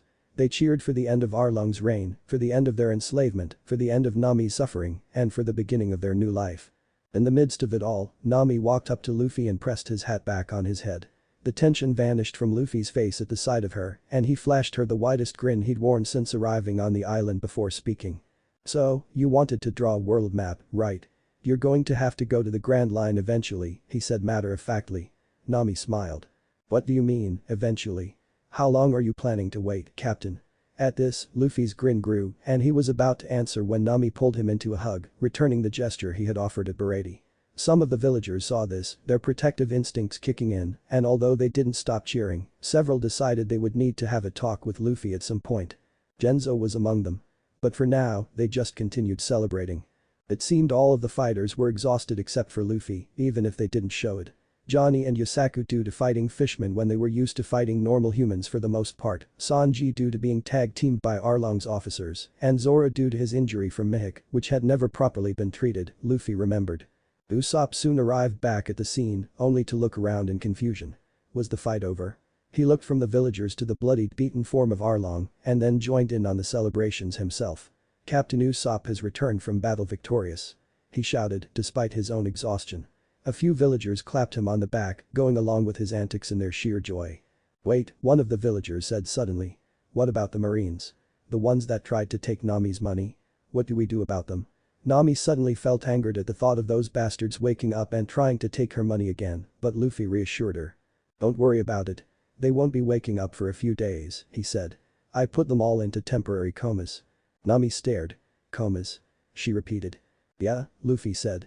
Maybe I went overboard on that one. He pouted. But they were annoying. Nami kept staring at him for a few seconds and then let out a long, joy-filled laugh. The villagers all turned to her in surprise, taking in the melodic sound that they hadn't heard in so long. The collapse of that abhorred building didn't signify their new beginning. No, it was this. They decided to move their celebrations out of this damnable place and continue them in the village. Luffy grinned enthusiastically, remembering how long the celebration would last. He always loved a good banquet. When they got back to the village, Luffy's head perked up. There's a marine ship on its way, he said, drawing everyone's attention. How do you know? Genzo asked worriedly. I can tell, he responded cryptically. They probably noticed that those rats were unaccounted for, Zoro cut in, referring to the Marines who had been hired by Arlong, and decided to investigate. The Marines didn't know what the idiot Marine captain was up to after all. He wasn't supposed to be gone this long. The villagers shot each other worried looks. The Marines weren't exactly their allies at this point. They decided to return to the village for now. When they arrived back in Kokoyasi, the Marines were already there, standing over the unconscious forms of Captain Izumi's squad and unsuccessfully trying to rouse them. The commander in charge addressed the approaching crowd. "Would any of you happen to know what occurred here?" he asked formally. The villagers hesitated, not really knowing themselves, before Nami stepped forward. "They were taken out by the fishmen," she lied. The commander looked at her and nodded. Nizumi had reported that he was coming here to investigate the situation, against the advice of his higher-ups. It wasn't surprising that the Arlong pirates had subdued them upon their arrival. Commander Chodo gritted his teeth in frustration. Unlike Captain Izumi, he was under direct orders not to confront the Arlong pirates. The higher-ups were insistent on this after hearing that the Marine captain hadn't returned. Chodo was one of the few higher-ranking Marines that believed they should commit their resources to bring down the powerful fisherman pirates, despite the adamant refusal of his superiors. Now he was under orders to retrieve Nizumi, if possible without engaging said pirates, which meant that he had to tell these villagers to their faces that he was leaving. Luffy could sense the conflicted emotions radiating from this Marine. The man was clearly torn. He turned to observe Nami, whose gaze had softened, no doubt coming to the same conclusion. "It's okay," Nami finally spoke quietly. "Arlong Park has fallen." The Marine looked at her in shock. "Fallen?" he repeated dumbly. He trailed off. "The Arlong pirates were taken down by another pirate crew," Nami said, conveniently leaving out the fact that said pirate crew was standing right in front of him. Luffy stepped forward. "That would be us," he said. Zoro laughed and Nami looked at him in concern.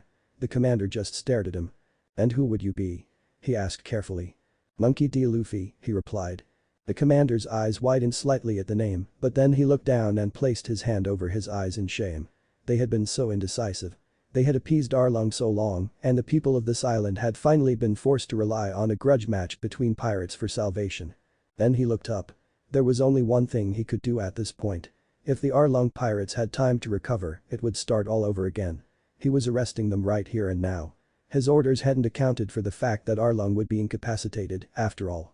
He signaled to his squad and they split into two groups, one bringing Nizumi's squad back to the ship and the other heading in the direction of Arlong Park. Once the Marines left, the celebration really began. Other villages had been informed of Arlong's defeat and Kokoyasi soon became one giant festival. Luffy ran through the streets in the direction of Sanji's aura. He stopped when he spotted him taking the last bite of a melon. "Ah, that hit the spot," Sanji said in satisfaction. "Cooking is great, but sometimes it's nice to just sit back and do the eating." "Hey, Sanji!" Luffy yelled. "What was that melon you were eating just now?" "Ah, that was ham melon. They basically take a melon and then cover it in smoked ham. It's really..." "Where'd you get it?" Luffy interrupted in desperation. Sanji sweat dropped. "Someone was walking around with it, but I doubt you'll find them in this crowd." Luffy dashed off into the crowd, eager to prove him wrong.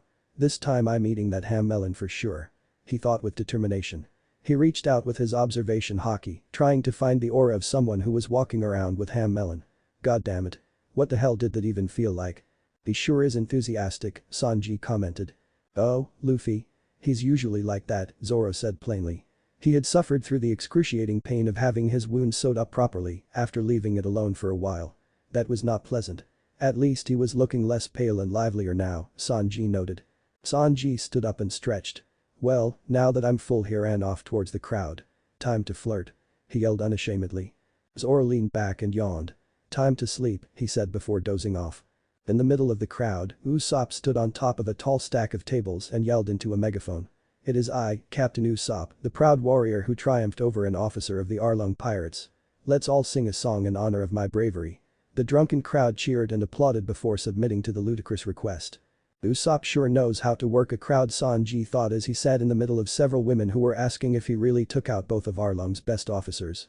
He leaned his head back in bliss. He wouldn't mind staying here for a couple days himself. Luffy walked up a hill in a mix between satisfaction at the ham melon he was currently chewing on and exasperation at the villagers that kept pulling him aside. He had already had a talk with 6 of them, each of them asking what his intentions toward Nami were. He had replied to each of them that she was his navigator and his close friend, and they had all accepted this after making the same request. Take care of Nami. He had promised each one that he would. As he reached the top of the hill he spotted Genzo in front of a grave. He walked up and stood beside him, reading the name on the grave. Belmere. Genzo glanced at him and nodded. He returned the gesture before speaking. Nijiko told us about Nami's mother. She was a strong person, he said. Genzo looked back at the grave.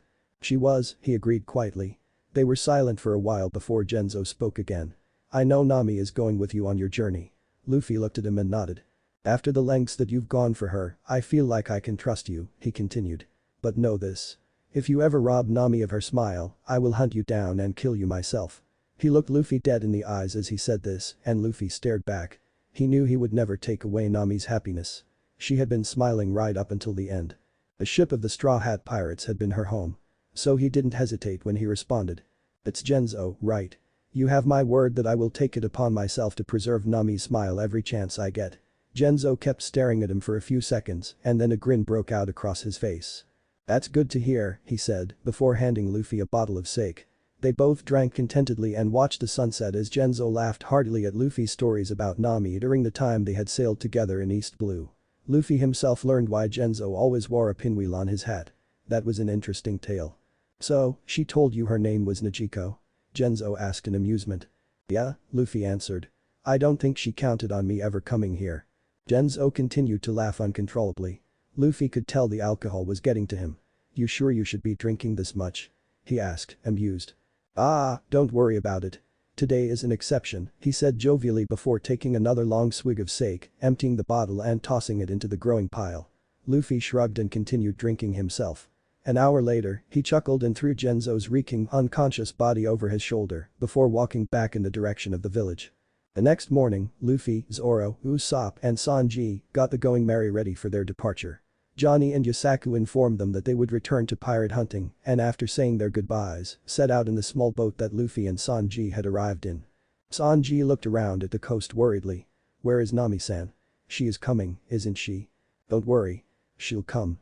She probably just wants to make a grand exit, Zoro said with a smirk, remembering how she had left last time. I hope so. She's half the reason I'm here, Sanji stated with a straight face. Luffy turned to him. Oh, Sanji. I finally found that ham melon. It was delicious, he said with enthusiasm. Nijiko was arguing with the villagers over Nami's decision to leave the 93 million belly with them when they heard a voice shout in the distance. Set sail. Nami came running towards the ship, weaving through the villagers as they tried to stop her, asking why she was leaving without saying goodbye. Genzo was indignant at her audacity. After all this, she was leaving without hearing their thanks. Hey, what's she doing? Usopp asked. Luffy just laughed. You heard her. Set sail. As the ship started to pull away from the coast, Nami weaved through the last of the villagers, which were all screaming for her to stop. She jumped from the coast high into the air, grabbed hold of the railing of the Going Merry, and flipped herself over onto the deck. She looked back at the villagers and smirked before pulling the bottom of her shirt up. Dozens of wallets fell onto the deck and the villagers suddenly brought their hands to their pockets with horrified expressions. You rotten thief. They all shouted. Nami simply smiled and waved before holding something up in her right hand. It looked like a belt. Genzo's eyes suddenly widened and he looked down in horror before his pants fell to the ground around his ankles. Nami? Luffy laughed uncontrollably. That was a nice touch. Are we gonna be alright? Usopp asked. Get back here you thieving cat. Give us back our wallets. Relinquish my belt at once. Thank you for everything. Stay safe. Come back anytime. The shouts grew distant as the Going Merry drew further from the coast, setting out once again. Build you? He shouted. Tashigi looked shocked at this revelation and Zoro just continued smirking. Let's test it out, then. If this sword doesn't accept me as its master, we'll know here and now, he said, before throwing the blade up in the air and holding his arm out. Idiot. Its sharpness is the real thing. You'll lose an arm. The clerk shouted. Tashigi gasped and placed a hand over her mouth. As the sword came down, Zoro's reflexes screamed at him to coat his arm in armament Haki, but he ignored them and closed his eyes. The sword fell down, and the blade hit his arm dead center before it fell to the ground and embedded itself hilt deep into the floor. Zoro's audience stared in shock as he rolled his arm around in its socket. There wasn't a scratch on him. Good sword, he said, still grinning. The clerk fell to the ground as the tension left his body. He quickly got up and told Zoro to wait for him as he stumbled into the back of the shop.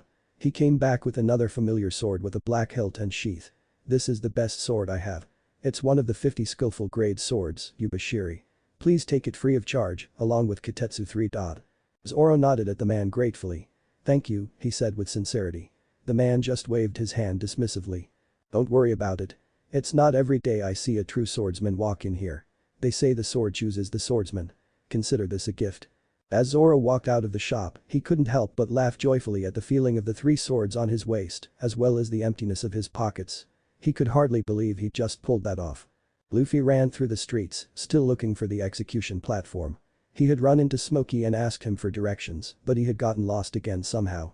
As he kept running, he was surprised to sense the familiar presence of someone who should by all rights be on his way to a prison right now. Not that he cared either way. He wondered how the guy had escaped from the Marines though. "What are you looking for?" the man asked without looking at him. "The execution platform," Luffy replied. "It's that way," the man said, pointing. Luffy ran off in the direction that was pointing before yelling, "Thanks, big nose." The man looked after him in shock, finally realizing who he was, and his jaw dropped. Fuck. When Luffy finally arrived at the execution platform and climbed to the top, he whistled. He had seen it before, but he would never get over the symbolic value of this view. Bystanders looked up at him in annoyance and wonder before a woman walked up to the execution platform. "I've been looking for you, Straw Hat. It's been a while, hasn't it?" Luffy stared down at her. "If by it's been a while you mean we've never met before, then sure," he said in confusion. "Now, that's cold," the woman said. "Don't tell me you've forgotten my beautiful face," she said. Luffy was tempted to respond that he couldn't forget something that he'd never seen before, but settled for scanning her with his observation Haki instead. He ignored the killing intent of the presences coming up behind him as his eyes widened. Alvida. Then it clicked. That's right. She ate a devil fruit that made her slim, got rid of her freckles, yeah, that was it. What else does it do again? Buggy and Kabaji jumping out behind him brought him out of his thoughts, and he sidestepped Kabaji as the acrobat attempted to trap him. Kabaji tripped over himself in surprise, and Luffy promptly kicked him in the ass, sending him flying off of the execution platform. He turned to Buggy. "A plank of wood? I feel insulted. I think you should apologize." Buggy looked at him in outrage and started screaming bloody murder at him, but Luffy wasn't paying attention. His focus was caught by another aura that had flickered to life. It was quite simply the greatest aura he had felt since coming back to the past, and taking into account their confrontation with Mihawk, that was saying something. It would have actually made him nervous if he didn't have an idea who it was. "Think I'm apologizing to a stupid rubber bastard like you, you've got another thing coming." Buggy finished. Luffy turned back to him. Sorry, did you say something?" Buggy got ready to lunge at him, but Luffy held his hand out. "Hey Buggy. I have an idea. Why don't I stand here and do nothing while you execute me?" Buggy looked extremely confused now. "What?" "No, really," Luffy said. "I'll stand right here. Take that sword and cut my head off or something." "Are you mocking me?" Buggy seethed. "Dead serious. I'll kill you whether you stand there or not, you straw hat bastard." Buggy screamed indignantly before picking up the sword. "Over this way." Zoro yelled as he led Nami, Usopp, and Sanji toward the execution platform. "Slow down, Zoro," Usopp complained. "We just met up and now you have us running all over the place. What's the problem?" "I told you, there's a huge storm coming," Nami yelled. "We have to get back to the ship." "Just keep your mouths shut and follow me," Zoro yelled. "That aura, I just felt it was huge.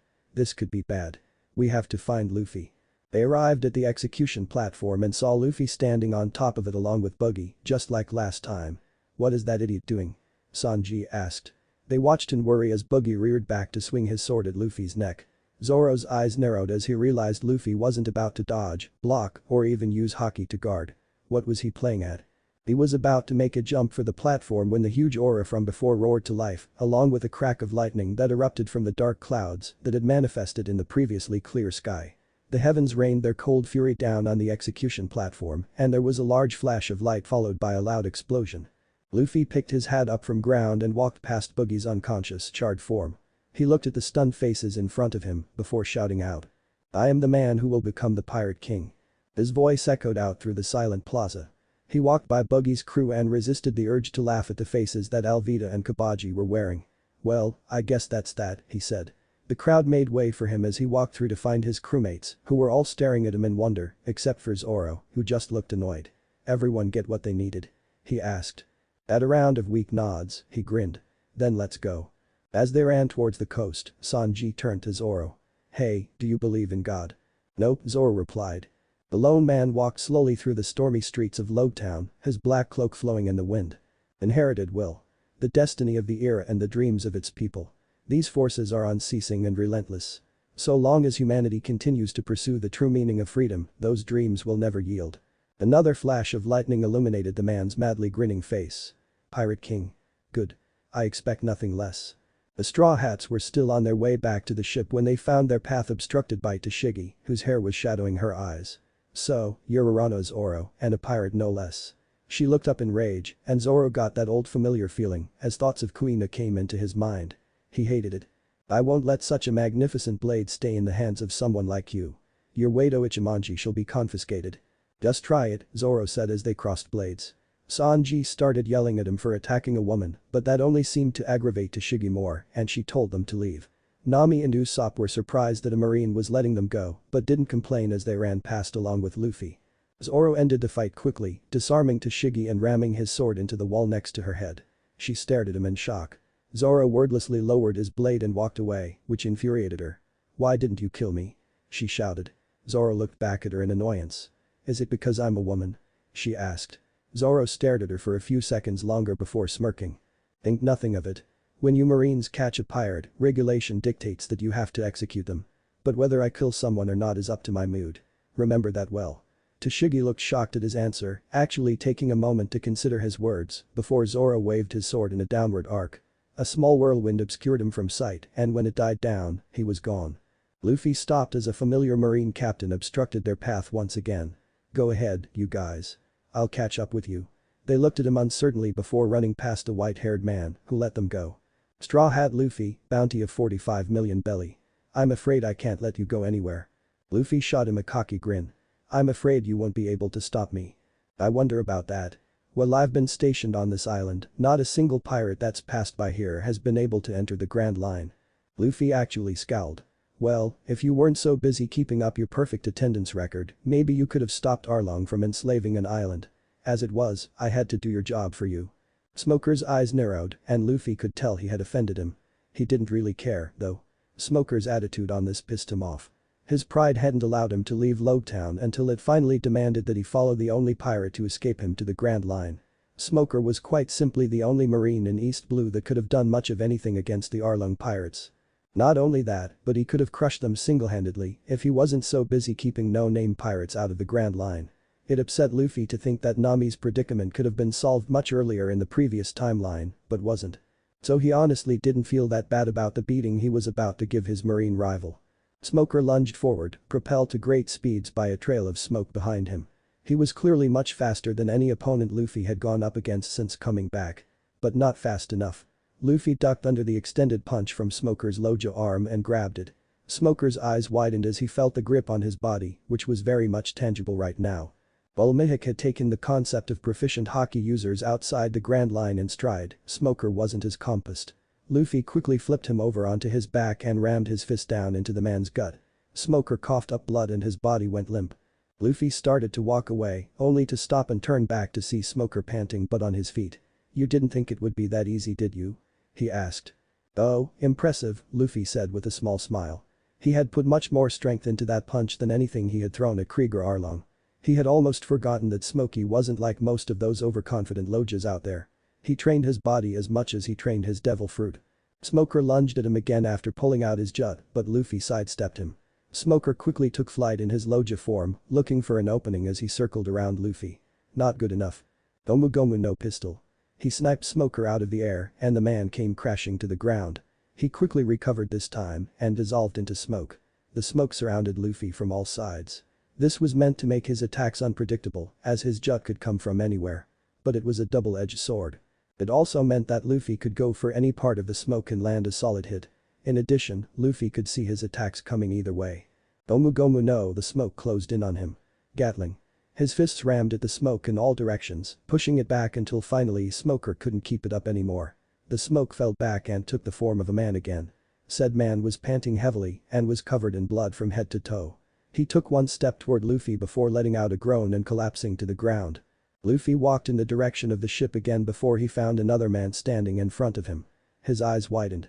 The man's aura was suppressed to that of a civilian, but Luffy knew better. That was quite the display, the man said, sounding impressed. Luffy just stared at him before speaking. It was nothing much, he said.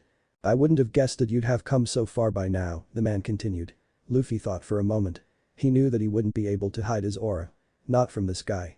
So he stopped suppressing it, letting it flare. He could see the man's grin grow wider under his hood. There are a lot of things you wouldn't know about me, Dad.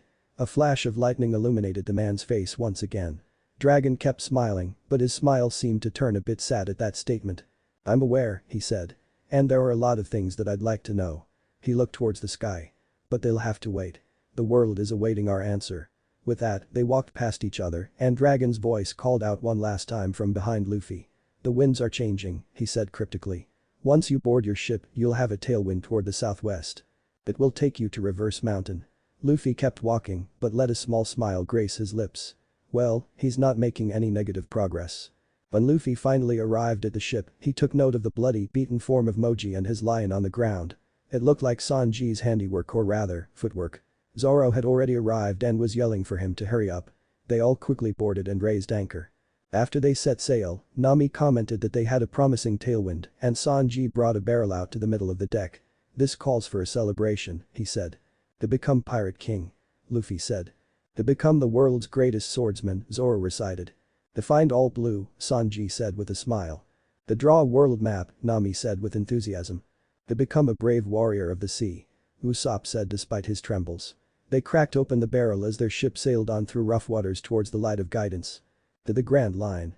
LF at first, but all signs point to the intersection of the Grand Line and the Red Line as the entrance. It's called Reverse Mountain. So, what? Is there a cave that we have to go through? Do we just ride the currents? Sanji asked. You're partially right, Nami said. There is a current, but it's supposed to take us up the mountain. Usopp looked at her skeptically. How's our ship supposed to climb a mountain? He asked, trying not to sound disbelieving. Because it's a mystery mountain, Luffy said with conviction. But why can't we just enter directly from the south? Usopp asked. Technically we could, Zoro cut in, but there are certain reasons why we should go through the entrance. Nami shook her head. The entrance is the only way. Otherwise anyone could go to the Grand Line. Most people who try don't even make it there. Oh, that's right, Sanji said. I heard entering the Grand Line was really dangerous, but entering through the calm belt is almost impossible. Well, in that case, you better adjust our course to the west because the storm we're in is about to end, Luffy commented, looking out the window. Nami's eyes widened in horror and she frantically started turning their ship towards the west. When she got back, she was sweating nervously. That was close. We almost went into the calm belt, she said. What's the calm belt? Usopp asked. The calm belts are two strips of sea that surround the Grand Line. There's never any wind, so if you go there, you're stuck. It's also a nesting place for some of the world's largest sea kings, which makes it impossible to cross. That's why not just anyone can enter the Grand Line. Zoro just smirked. Well, we're not just anyone. He gestured to Luffy. When are you gonna learn not to underestimate our captain? Nami turned questioningly to Luffy, who scratched his head. I guess I could get a sea king to give us a ride, he said nonchalantly. Several eyes widened at this. And how would you do that exactly? Sanji asked with a raised eyebrow. Oh, that's right, you weren't there when Luffy explained it, Zoro said. Basically, 1 in a million people in the world can awaken an ability called Conqueror's Haki. It allows you to challenge other sentient beings to a clash of wills, and the being with the stronger will wins.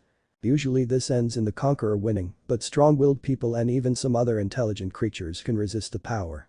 Luffy is an awakened conqueror, so taming sea kings isn't out of the question. The Straw Hats all seemed equally taken aback by this information. Sanji, to his credit, took the explanation without blinking until the mention of taming sea kings. But like Zoro said, there's a reason why we need to go through the entrance, Luffy said. They all looked at him curiously. He pointed at them, as if in reprimand. Listen up. We have to go through the mystery mountain because it's cooler that way. Nami and Usopp face faulted, and even Sanji lost his composure at that. Well, there's that too, Zoro said. But we also have to keep our pride intact. It wouldn't look good if our crew took the easy way in. Nami was starting to get annoyed. Alright, she said. Can you guys think of one logical reason why we should enter through the front? We just gave you two. Luffy protested. At the menacing look on her face, he went on, but if you must know, normal means of navigation don't work in the Grand Line. If we entered through the calm belt, we'd just be stranded in the middle of the sea without a log pose. Log pose? Nami asked curiously. It's the special type of compass used in the Grand Line. He pointed at the compass in Nami's hand.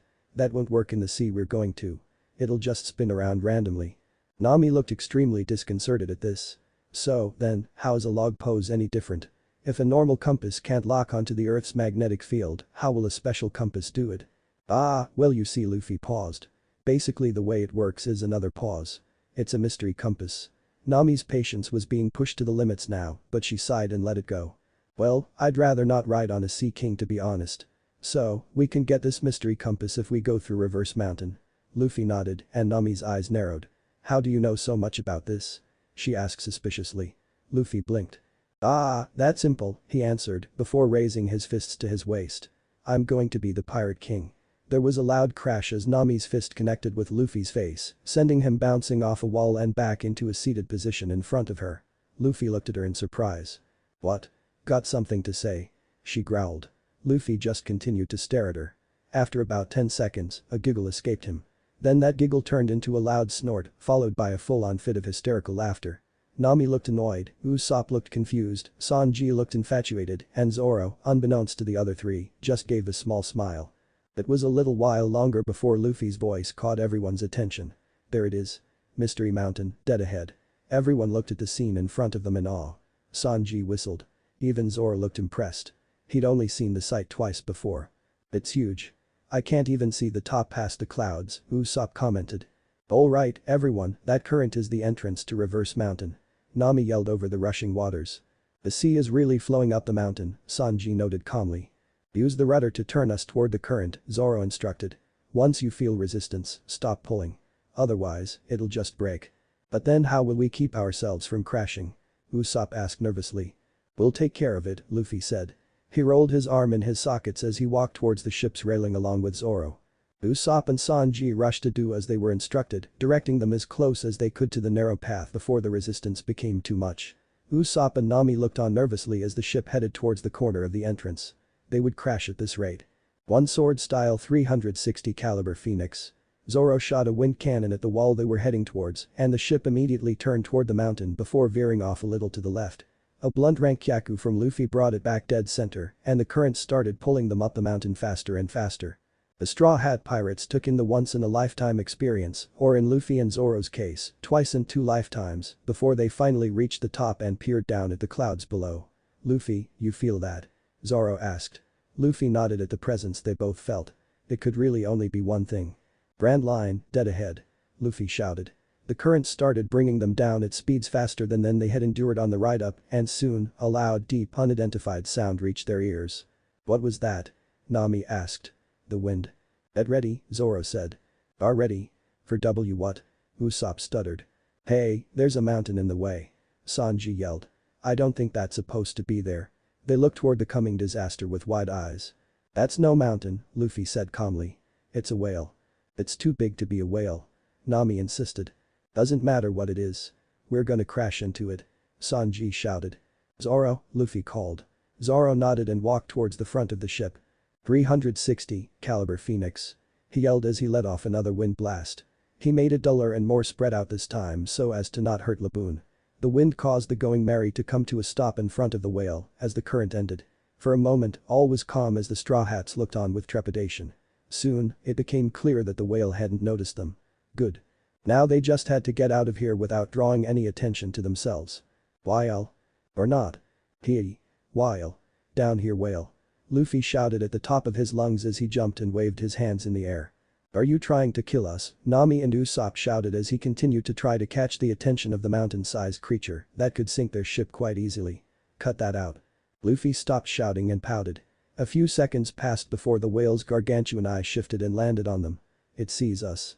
The whale opened its mouth and started sucking water in. Their ship started to go with it.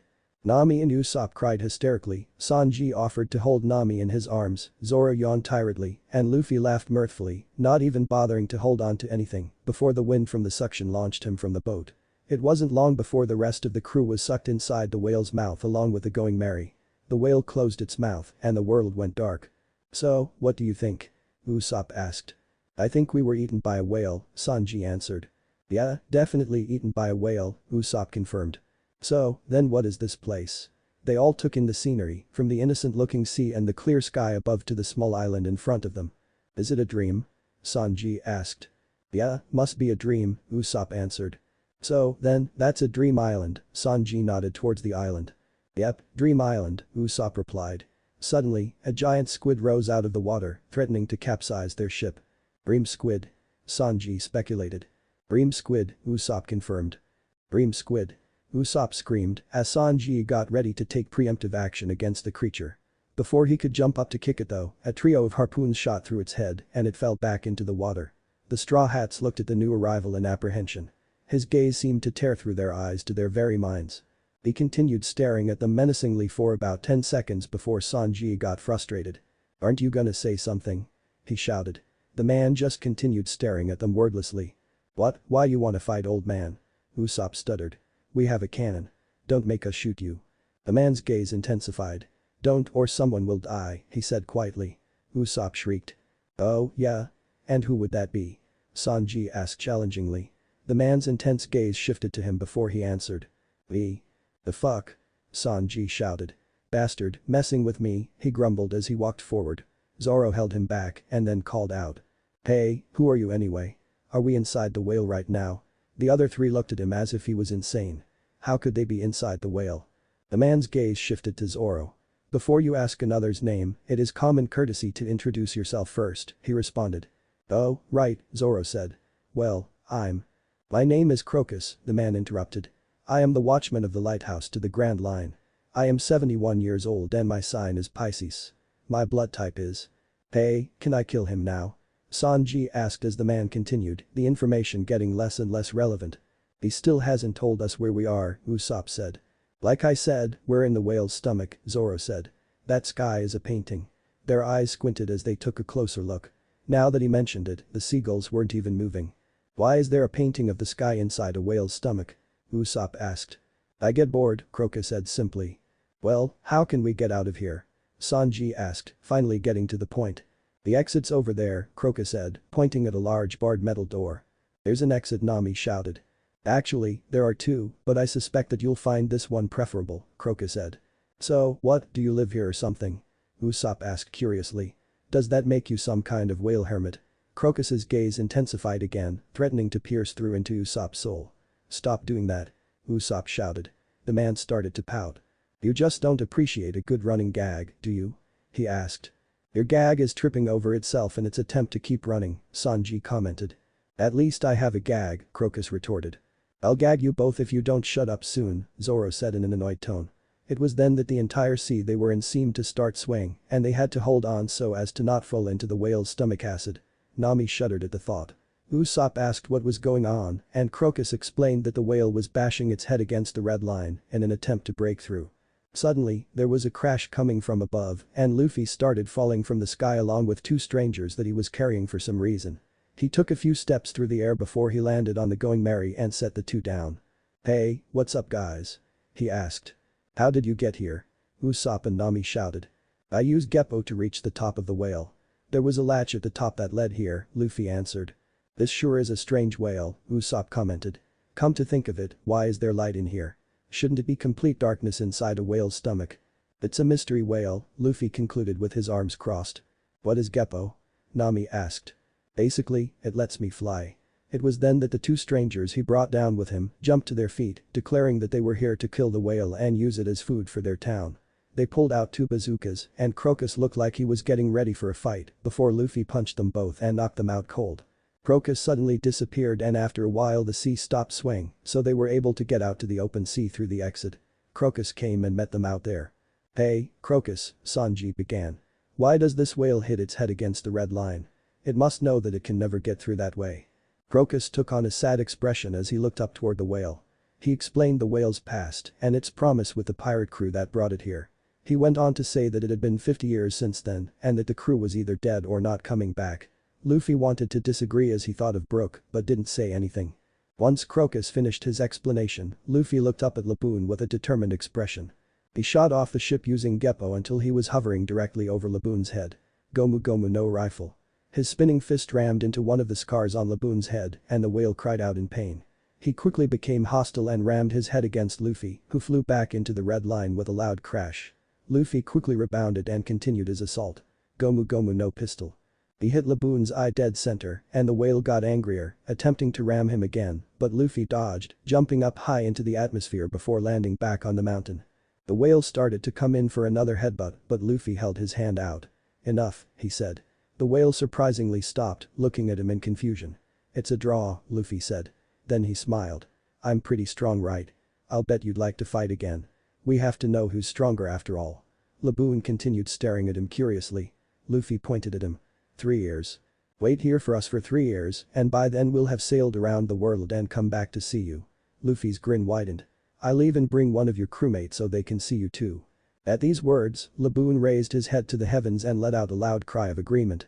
Luffy quickly scribbled a poorly drawn mark of the Straw Hat Pirates on his head. "All right, this mark symbolizes the promise between us.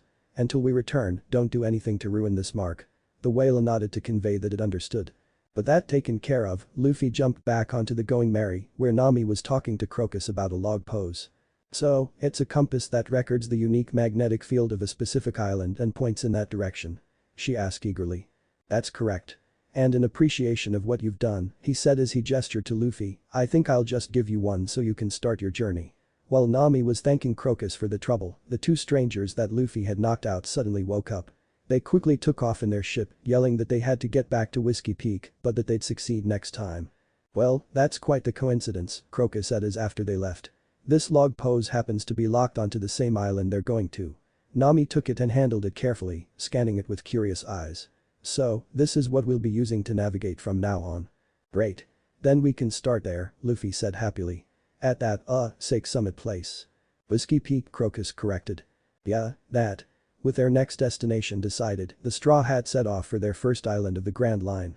"Remember our promise, whale," Luffy shouted as they set off. Laboon let out a loud cry as the ship pulled away from the red line. Luffy tried to fight a canoe. He really did. But his body was running on. No, he didn't even know what it was running on anymore.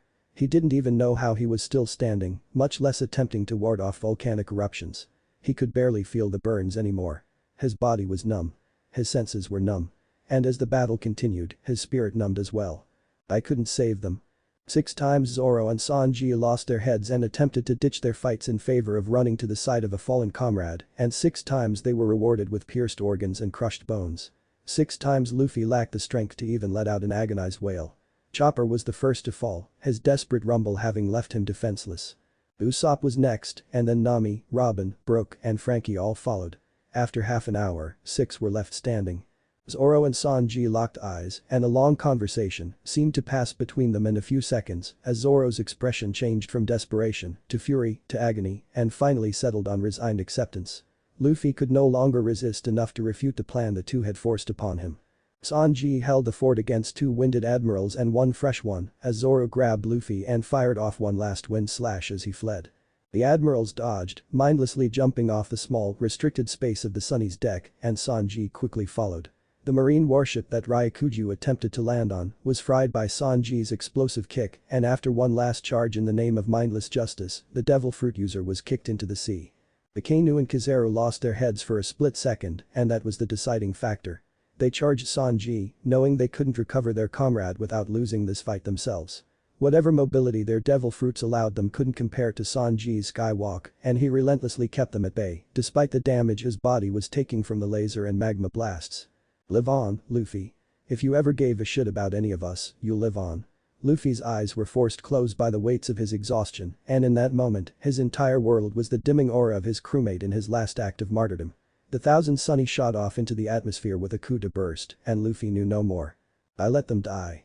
Luffy woke up in a cold sweat and immediately shot upright in his bed. It took his brain a moment to process the concept of a nightmare and another to convince himself that the flashback had been just that. The dreams were always so vivid. Even the pain that his mind invented didn't wake him up. He raised his hand over bloodshot eyes and slowly climbed out of bed. Taking a deep breath, he walked out the door and onto the deck of the Going Merry. He spotted Zoro leaning over the railing, green hair following the path of the cold night wind. Luffy walked up beside him and stared out over the sea, still trying to get the images out of his head. "Couldn't sleep?" Zoro asked. Luffy shook his head. Which one of them was it this time? "All of them," he replied. Zoro was silent for a minute. "It won't happen again. We're here for a reason," Zoro reminded him. That reminder alone seemed to give Luffy strength, and he nodded. For a long while, they silently looked out over the dark waters, leaving each other to their thoughts. Luffy finally spoke up. "Hey Zoro. How strong do you think you are right now?" Zoro thought for a moment. A little stronger than I was after our 2 years of training, I guess, he answered. How about you? About the same, Luffy replied honestly. They were thinking the same thing, but Zoro voiced it. We really need to get into shape, he said. Not just us, Luffy replied. Zoro shot him a curious look. Tomorrow, we start Haki training with the rest of the crew, he said. Zoro blinked. Already? The sooner the better. An excited grin made its way onto Zoro's face. Sounds like fun. Luffy smiled despite the lingering tension in his mind and body. Go easy on them, he said as he turned and walked away. No promises. Nami, Usopp and Sanji stared at Luffy and Zoro in confusion. Haki. Usopp repeated. Those techniques that you use. Can we really learn those, Luffy? Luffy nodded. Zoro has mastered them too. There are 3 types of Haki. One is Conquerors, which isn't an option for you guys unless I've completely missed something, but anyone can learn the other 2. I'll demonstrate those now. Which of you wants to volunteer? Nami and Usopp both turned to Sanji, who shrugged and walked up to Luffy. Luffy turned around so that his back was facing Sanji. Try to kick me. As many times as you want. Sanji raised an eyebrow. Is this dipshit serious? Yes, Sanji, I'm serious. And I'm not a dipshit. Not unless I want to be. Sanji blinked in surprise. Did he just read my mind? Luffy finished. Not exactly. If you want an explanation, you better start kicking. Sanji, who was extremely curious now, started doing just that. He started with one swift kick, expecting Luffy to get shot overboard, but Luffy swayed out of the way of his kick, coming back to his initial position, once Sanji brought his foot back. Sanji frowned and then kicked 3 more times. 3 more times Luffy dodged. A tick developed over Sanji's eye. He attempted to sweep Luffy's legs only for Luffy to jump over his foot and then launched into a full-on barrage of kicks, which were all dodged as well. Finally, he stopped. This game sucks, he said plainly. It's no game, Luffy said, turning around. That was observation Haki. It allows you to sense a living being's aura as it radiates off of them. The most obvious use of this skill is that you can sense where people are, and the most practical use is arguably that you can predict what a person is going to do next in a fight before they even start doing it. But those are just the most basic uses. Once you get really good, you can sense things like the type of being, its strength, and its emotions. With full mastery, you can even hear individual thoughts as they go through someone's mind if you focus hard enough. The Straw Hats were silent as they took in this information. Sanji himself was getting kind of excited thinking about the potential of such a skill. So, you really were reading my mind earlier? Sanji asked in amazement. Luffy shook his head. It's not really reading your mind. I can't tell what you were thinking a minute ago, just what you're thinking when I listen in. And even then, it's a much more vague feeling than that.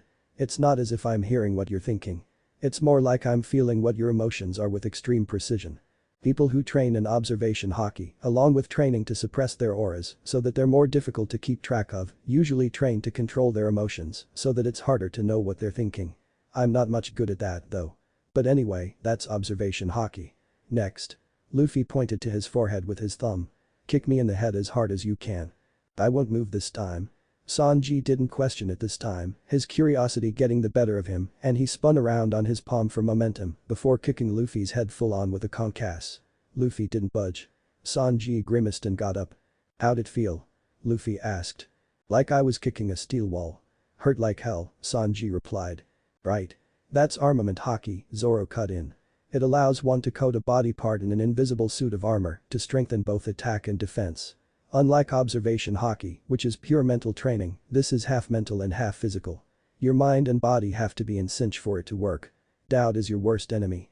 Even a true master of armament Haki can lose to a novice at it if he's hesitating. Unlike Conqueror's Haki, which is fully powered by one's will, armament is a power that's fueled partially by will and partially by bodily training. Once you get good at it, you can imbue weapons and other objects with it, and with enough mastery, you can use armament hardening.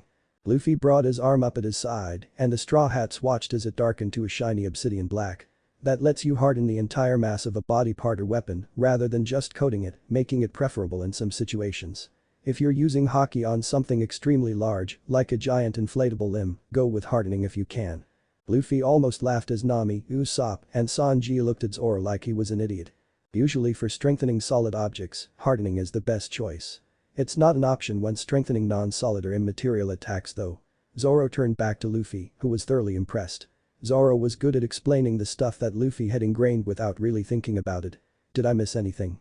Devil fruit defenses, Luffy stated, and Zoro nodded, giving him the floor. Sometimes you will run into devil fruit users who can change the nature of their very bodies. Sanji, you might kick someone only for your leg to go right through them and burn in the process when they turn into fire itself. Armament Haki allows you to bypass devil fruit defenses and attack the dormant human body.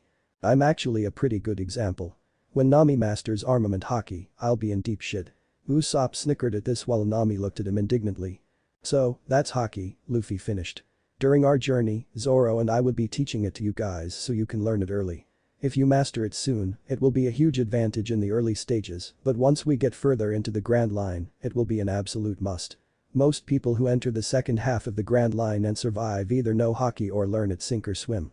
Most people specialize in one of the two types. Luffy, Nami began hesitantly, is there any reason why you're teaching this to all of us? Luffy smiled at her reassuringly. If you're worried that you don't have what it takes, don't be. I've seen what you guys are made of firsthand. You can do it. Nami smiled softly back at him after hearing this. But as for the reason, I won't lie to you. Our journey is going to get dangerous. There will come a time when every member of our crew will need to be able to defend themselves against powerful opponents. I can't be everywhere.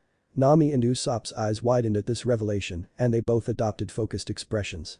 So, then, when do we start? Sanji asked. Luffy thought he detected a hint of eagerness in his voice. He grinned. Now. It was an interesting training session. Nami checked a log pose every now and then, but most of their time was dedicated to getting the concepts down. Basic observation Haki training involved putting on a blindfold and trying to move out of the way of an approaching object. Luffy decided to get creative and have them play tag with each other with blindfolds on. That was the most hilarious disaster he'd ever had the pleasure of directly causing. By the time Zoro called for them to stop, they were all pretty pissed off. Especially Nami. Armament Haki training usually involved taking blows from a sparring partner head-on without dodging until you build up a resistance to them, but Sanji would never agree to Zoro hitting Nami, so they basically set up training dummies and had the three punch them with their bare hands. Eventually their fists would build up a resistance to the hard material eventually. By the end of the day they were all mentally exhausted, the result being absolutely nothing. But Luffy had expected that. No one had a breakthrough on his or her first day of training. It simply didn't happen unless the power was already awakened on the battlefield. But first day, everyone, Luffy commented. And don't be discouraged. I felt like I was making zero progress when I first started, but this practice will pay off soon enough. He smiled cheerfully and he walked away along with Zoro, leaving the three in an exhausted heap on the deck of the ship. Luffy frantically jumped behind his cover, analyzing his surroundings and options at speeds that made his brain want to go on strike. He could jump out and try to land a hit before he was hit himself, but he knew his opponent would be waiting for him. That was asking for trouble. He considered his other options. Armament Haki would do him no good. If he took one more hit he was done. Using his devil fruit was out of the question right now, so he couldn't even stretch. What did he have left? A plan quickly formed in his mind and he smiled vindictively. I've got you now. He only had one shot at this. His opponent was in almost as bad a shape as he was in right now. He would have to slow him down long enough to land the first hit. He rose up from behind his cover and saw the sign of his opponent's assault, the tensing of his arm muscles. He quickly let out a burst of Conqueror's Haki. It wouldn't be enough to stop him, but it would slow him down long enough for him to dodge and end this. His opponent faltered and Luffy sidestepped the threatening projectile that came a second too late. He coded his own weapon of choice in Armament Haki and hurled it at his opponent. Only the man's face was visible over his cover, but the hardened projectile shot straight through his defense and hit him right in the chest, stunning him long enough for Luffy to get two more shots to his face. The man's eyes widened as he realized it was over. Ha! Take that! Luffy shouted. That's 10-9 Usopp. You lose. Usopp stood up and pointed accusingly at him. You cheated, you bastard. You used the Conqueror whatever thing on me. He shouted indignantly. Oh, come on, Usopp, Luffy said in annoyance. You banned me from using Soru, Geppo, Observation Haki, and my Devil Fruit. You have to give me something to work with here. Do I look like I have any of those things at my disposal? Usopp grumbled. Luffy and Usopp's snowman making contest had quickly led to a snowman vandalizing contest, which in turn had escalated to an all-out snowball fight in which Usopp had the advantage due to his higher ground, sniping skills. And discipline to save up his ammo rather than randomly chucking snow all over the place and yelling snow gatling like Luffy. I still say you cheated, Usopp complained. Best 2 out of 3. You're on. I'll beat you 3 out of 4 if I have to. Luffy yelled. You mean 3 out of 5, Usopp corrected. Oh, yeah? Well, guess what? What? Usopp asked lazily. Nami watched from inside the ship in exasperation as Luffy tackled Usopp into a pile of snow. How can those two have so much energy in this weather? Hell, how can the weather even be like this? It was sunny 10 minutes ago. Suddenly a large hunk of snow hit the window, rattling it and startling her. Annoyed, she opened the door. If you two have time to play in the snow, why don't you make yourselves useful? Oh, yeah? Well, what about you? Luffy said with a pout. Shouldn't you be checking the log pose? I checked it 2 minutes ago. Nami yelled. A lot can happen in 2 minutes, Luffy replied. Usopp just lost his 2-point lead in 2 seconds. Something like our ship getting turned around isn't anywhere near as miraculous as that. Nami looked at him as if he was an idiot and walked back inside to check the log pose before shrieking. Turn our ship around 180 degrees. We're going the wrong way. Usopp looked at her skeptically, but Sanji just shrugged and obliged. How did that even happen? The waves have been completely steady. For our ship to get turned around like that. The Grand Line sure is interesting, Luffy commented. As if to challenge his nonchalance, the wind suddenly picked up and a storm seemed to brew out of nowhere. Nami quickly took command and the crew took action, closing the sails and constantly changing their course to account for the supernatural waves that seemed to throw them off at every turn. Iceberg, dead ahead. Usopp shouted. I got it. Gomu Gomu no pistol. Luffy's punch shattered the iceberg and the ship sailed through without a scratch, only to be taken off course again. After moving the rudder a few more times and then supervising it to make sure their course was steady, they finally unfurled the sails again. The storm left as spontaneously as it had come, and all but Luffy and Zoro collapsed to the deck, Luffy having laughed through it all, and Zoro having slept through it all, despite Nami's several shouts for him to wake the hell up. Finally, he yawned tiredly and opened his eyes. He took a look around and frowned. What, sleeping on the job? Look alive, guys. Nami slowly turned her head towards the hypocritical and borderline narcoleptic swordsman and stomped her way over to him. There was a large splash behind the Going Merry. Man overboard. Usopp shrieked and Luffy started laughing again. Zoro climbed back onto the ship as Nami stomped away angrily. What's her problem? She eats some bad meat or something? He asked, yawning again. Impossible. No such thing, Luffy said firmly. Land ho. Usopp's shout brought everyone to the front of the ship where they all stared out over the horizon at their stop in the Grand Line. Luffy grinned in excitement. This is gonna be fun. Welcome, pirates. Most of the Straw Hats looked on in confusion as the entire town met their ship at the docks, waving, whistling, and cheering. Welcome to the Grand Line. Welcome to Whiskey Peak. Welcome, warriors of the sea. The town that welcomes pirates. Sanji asked skeptically. The Grand Line sure is a strange place. We should probably sleep with our eyes open, Zoro commented. Sanji and Usopp thought he was joking, of course. Unbeknownst to them, Zoro was half serious and Nami was already planning on doing just that. Sanji quickly forgot his skepticism as multiple women waved and blew kisses at him, and Usopp was a lost cause after the warriors of the sea comment. A tall man with freakishly curly hair met them at the docks once they dropped anchor and greeted them cheerfully. Welcome, pirates. I am Mayor Igarapwe. This is Whiskey Peak, the Grand Line's most hospitable rest stop. We invite you to take a rest from your courageous and weary adventures to enjoy the food, drink, music, and cheerful atmosphere before you resume your journey. There was a moment of pseudo-hesitation before Sanji was flirting with a multitude of women and Luffy and Usopp were dancing through the streets as the townsfolk cheered them on. Nami facepalmed and sighed. Are they all idiots? She whispered to Zoro. He shrugged. Either that or they're much better actors than the people in this town. Nami frowned in thought. Now that she thought about it, Luffy was usually more insightful than this, despite his cheerful and carefree persona. She didn't have much hope for the other two, but could Luffy just be going along with it? He was being very convincing if he was. She decided to go with the flow as well, resolving to milk the situation for whatever it was worth once given the opportunity. There was no way anything could happen with Zoro on guard at the very least. But she still found it strange. Zoro had made that comment in a lazy tone, but she somehow got the feeling that he had been referring to Luffy to begin with. She frowned again as she thought about the nature of the two's interactions. She sometimes felt like they could communicate telepathically or something. Her eyes widened as she remembered their lecture on observation Haki. Masters of the skill could apparently read thoughts via the emotions that drove them, as long as those emotions weren't being suppressed, so in theory, Luffy and Zoro could communicate non-verbally in a limited fashion. That was how they always held conversations without a single word. They were speaking with each other through conveyance of emotions. But something like a conversation still wouldn't be possible with emotions alone. Something like that needed context. She thought back to that day in the bar in Shell's town and the first interaction she had witnessed between the two. For the first time she wondered when they had met. Did they really know each other so well that they could make an educated guess as to what the other was thinking and only need a quick confirmation using observation Haki to signal messages?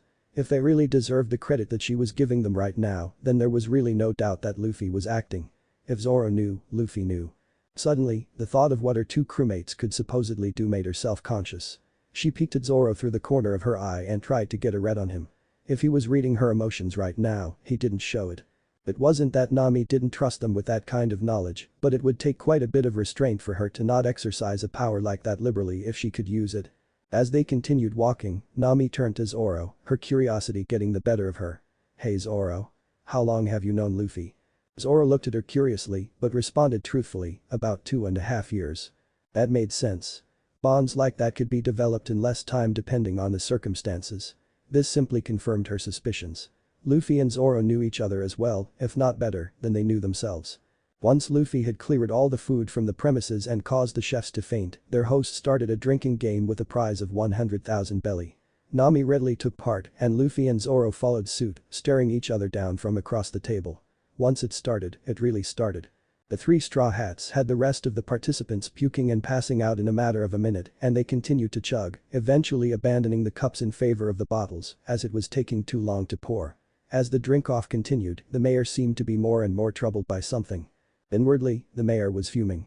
The three should have passed out long before now. They had been strengthening the concentration of the alcohol in their drinks discreetly until they started drinking right from the bottle and taking away the opportunity. But even without that added punch, they should have passed out ages ago. What were these three made of? He signaled to Miss Monday to initiate Plan B and she rigged the next batch of bottles with sleeping drugs. It was right as the swordsman and the Straw Hat Kid got ready to chug those bottles as well that they finally collapsed to the floor. The woman seemed to frown at the sight. What was that about? Was she disappointed in them? No, it was more like confusion. Mr. 8 filed away the observation as irrelevant as the woman passed out as well. He scoffed. What an annoying coincidence it was that they had all passed out right after they'd taken the effort to rig the booze. Mr. 8 would fathom an embarrassment when he thought back on this later. It wasn't long before the other two pirates had fallen asleep as well, content expression on their faces. Too bad those won't last, Igaram thought grimly. He met up with Miss Monday, Mr. 9 and Miss Wednesday and described their victims to the 9 couple. The two seemed to be disconcerted when they saw them, but they didn't voice it, so Mr. 8 ignored it. Was all this necessary, Mr. 8? Miss Monday asked in a slightly annoyed tone. We could have taken care of them at the port. It was only 5 people. You should know well by now not to carelessly underestimate our victims, Miss Monday, he said as he pulled out 2 wanted posters. 3 pairs of eyes widened to epic proportions at what they saw. A total bounty of 73 million belly. Miss Wednesday whispered in awe. Them? Looks can be deceiving, Mr. 8 said simply. Miss Monday nodded apologetically. No matter. Hurry and search their ship while we restrain them. It's preferable to take them alive. The rewards will be 30% less if we kill them. Sorry to interfere with your plans, a new voice came and the 4 bounty hunters stiffened as they turned toward the roof of the nearest building. But would you mind letting them sleep for a little while longer? They're pretty worn out from our trip here. What in the world? Mr. 8 exclaimed. How is that swordsman still conscious? How did he escape? What happened to the idiots who were watching them? Oh, those guys were guards. Zoro asked lazily. No wonder they attacked me. He scratched his head and then a cold bone-chilling smile stretched out across his face. They've seen better days. It seems this man has seen through our fabrications, Miss Monday assessed calmly. We will simply have to kill this one. Mr. 8 nodded grimly. Too bad, Zoro said. As a rule I don't like cutting up people who give me booze, but I can't have you killing me, now, can I? He paused. So, I guess I'll take you on. He raised 1 sword out of 3 and pointed at the 4 of them. Baroque Works. Mr. 8's breath caught in his throat. How did you know? He asked in horror. I know a lot of things, he said simply. Some of which I could use to kill every one of you without having to lift a finger. There are only about 100 of you. Taking into account the size of your organization, you all seem pretty expendable to me. Mr. 8's eyes widened as he actually started to feel an irrational fear of the man's words. Was it because he had hit the nail on the head? But what more could he possibly know? Zoro's smile turned menacing as he pointed off to the distance. Mr. 8 slowly followed his finger to a nearby tree and his fear multiplied. There, perched in a tree, were an otter and a vulture. The unluckies. I wonder what would happen to you all, he began, if I revealed the identity of Mr. Zero to you here and now. The terror on the 4 number agents' faces grew with every word as the unluckies listened on intently. Mr. 8 felt his heartbeat in his throat. He knew the answer to that question. He habitually calculated the risk of knowing who the head of the organization was every day. But how could this man possibly know who their boss was? He wasn't even part of the organization. It was impossible. And yet, he already knew so much that he shouldn't. Who was he? Of course, Zoro continued, it won't have to come to that, will it? His smile vanished and their blood froze as he glared. After all, this is just the Grand Line's friendly local rest stop, right? They all gulped at the open threat. If they let these high bounties go, their standing within the organization would be at risk. But if they pressed on and it turned out the man wasn't bluffing, they were all as good as dead. Mr. 8 gritted his teeth in frustration. They couldn't take a risk like this. Not now. Call off the others, he said quietly. These pirates leave unharmed.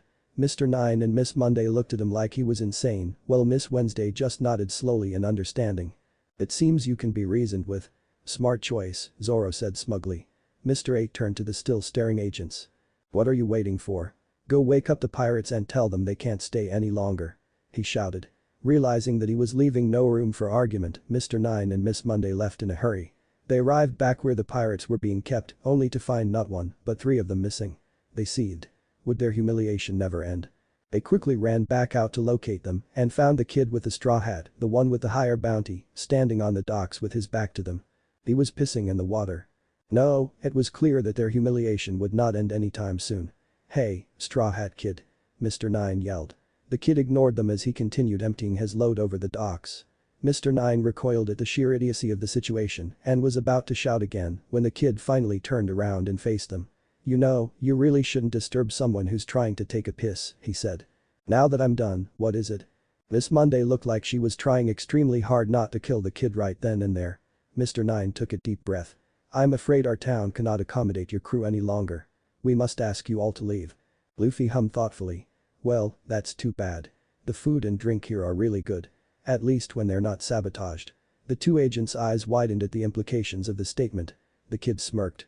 So, I guess Zoro talked some sense into you guys, then. Don't feel too bad. It's not just you. A lot of people think he's scary. Their minds were going haywire. How many of them had seen through the charade? What was it about this crew that continued to blow their expectations to the wind? I'll go wake up my crewmates, the kid continued. Thanks for the party. It was fun. And with that, he walked back into the building where his comrades were located. Mr. 9 and Miss Monday ran back to meet Mr. 8, only to freeze upon their arrival. It seemed their bad luck just wouldn't run dry today.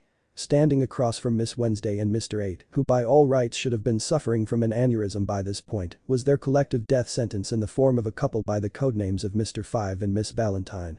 Mr. 5, Mr. 8 choked, barely getting the words out, we can explain. There's a reason why we've failed our mission this time. Failed your mission? Mr. 5 asked in a bored tone. I can't say I really care about that. We're here for a different reason. A different reason? Mr. 8 repeated dumbly. Miss Valentine laughed mockingly. You didn't really think we'd come all the way to the beginning of the Grand Line just to supervise your unimportant mission, did you? She asked. Then, why are you here? Miss Wednesday asked carefully. We've been assigned a mission by the boss, Mr. 5 answered. His exact words were someone knows my secret. Miss Wednesday and Mr. 8 had both adopted expressions of horror once again, while their partners just looked back and forth between them in confusion. Now, I don't know what that secret is, but I do know that Baroque Works is an organization sworn to secrecy. If someone were to find out something that the boss didn't want them to know, they'd have to be eliminated. Isn't that right, Miss Wednesday? He smirked. Or should I say, Princess Vivi of the Alabasta Kingdom. Mr. 8 reacted immediately, launching a series of bombs at the pair. Miss Valentine jumped into the air while Mr. 5 took the blast head-on. Igaram.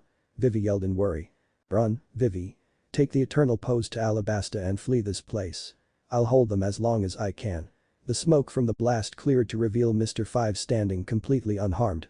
It would seem you fools know not your place, he said calmly as he pulled out a small pistol and brought it up to his face. Breeze breath bomb, he mumbled before blowing into the gun. The pistol shot the volatile air towards Igaram and Vivi. Vivi ran, but Igaram was slow to react and couldn't get out of the way as the explosive breath flew in his direction and hit 2 people in front of him.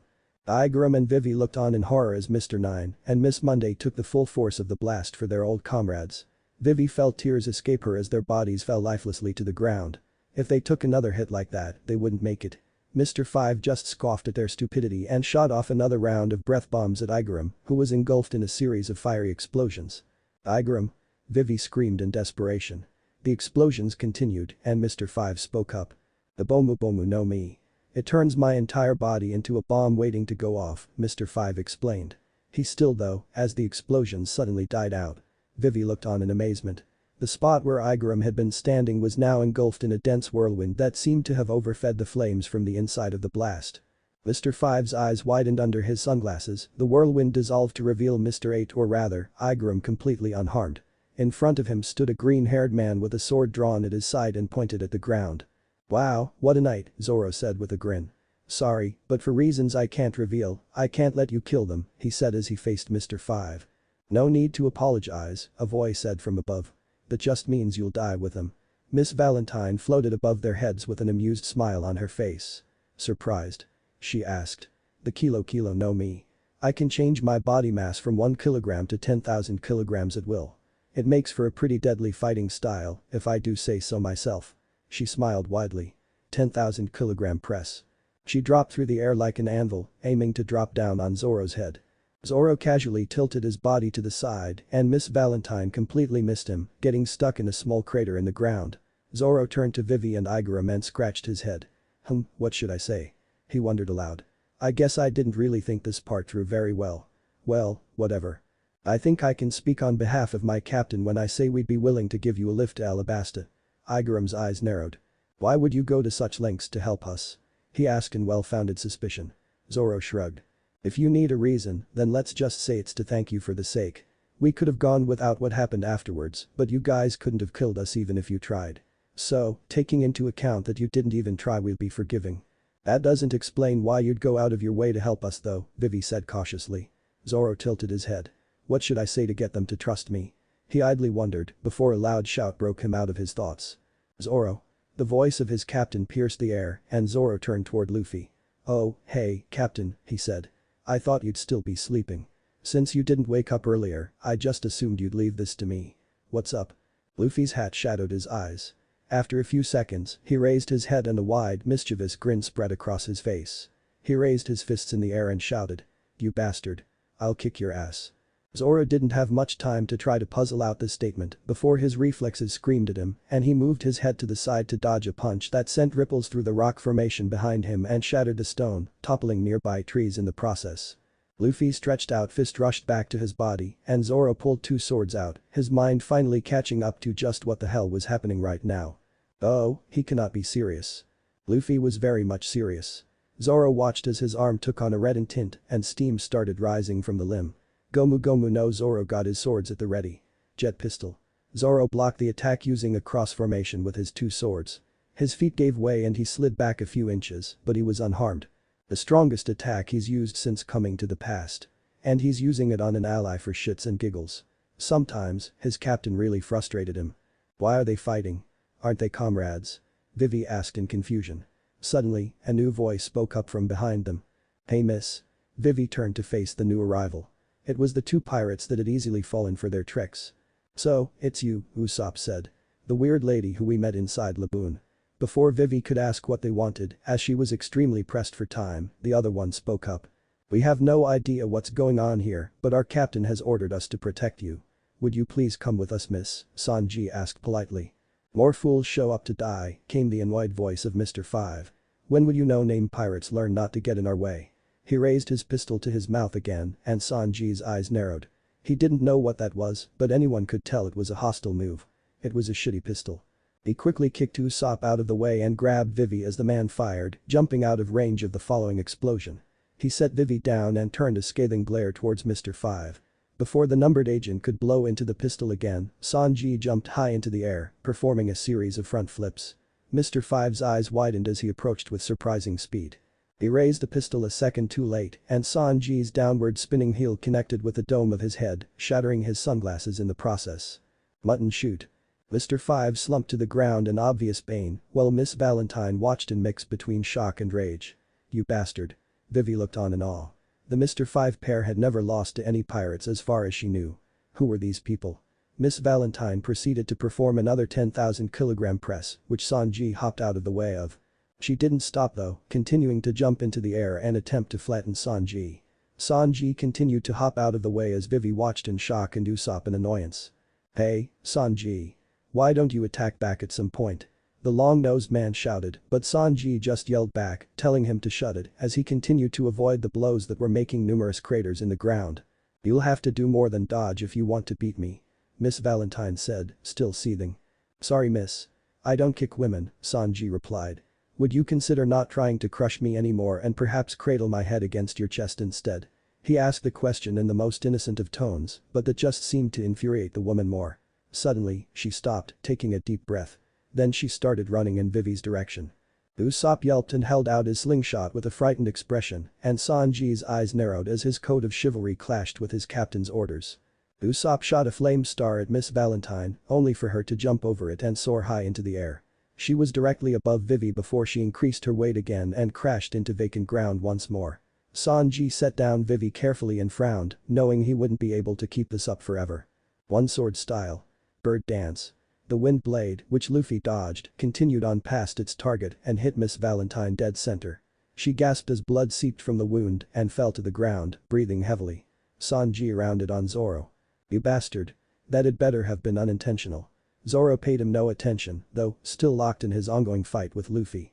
Vivi got over her shock at seeing the Mr. 5 pair defeated and turned to Sanji. Why are those two fighting, anyway? Sanji blinked. Oh, them? He asked nonchalantly. They're idiots, he said as if that explained it all. It was that Mr. 5 recovered and looked at Sanji in fury. That fucking hurt, he thought. If it weren't for my devil fruit giving me increased resistance to blunt force, I'd be out cold with a concussion. He ran towards Sanji in frenzy, attempting to take the man out with an explosive punch. Sanji raised his leg in preparation for another assault. Gomu Gomu no whip. Zoro jumped over Luffy's leg, which crashed into Mr. 5 and sent him soaring through the air before he finally crashed into a rock and didn't get up again. All eyes turned toward the escalating conflict. They seemed to be at a temporary standstill. Fine, Zoro said. If we're gonna do this, then I hope you're ready, Luffy. He unsheathed his third sword and placed it in his mouth before tying his bandana around his head. Luffy grinned widely, and his entire form seemed to redden as steam slowly rose from his body. Three-sword style 1080 caliber Phoenix.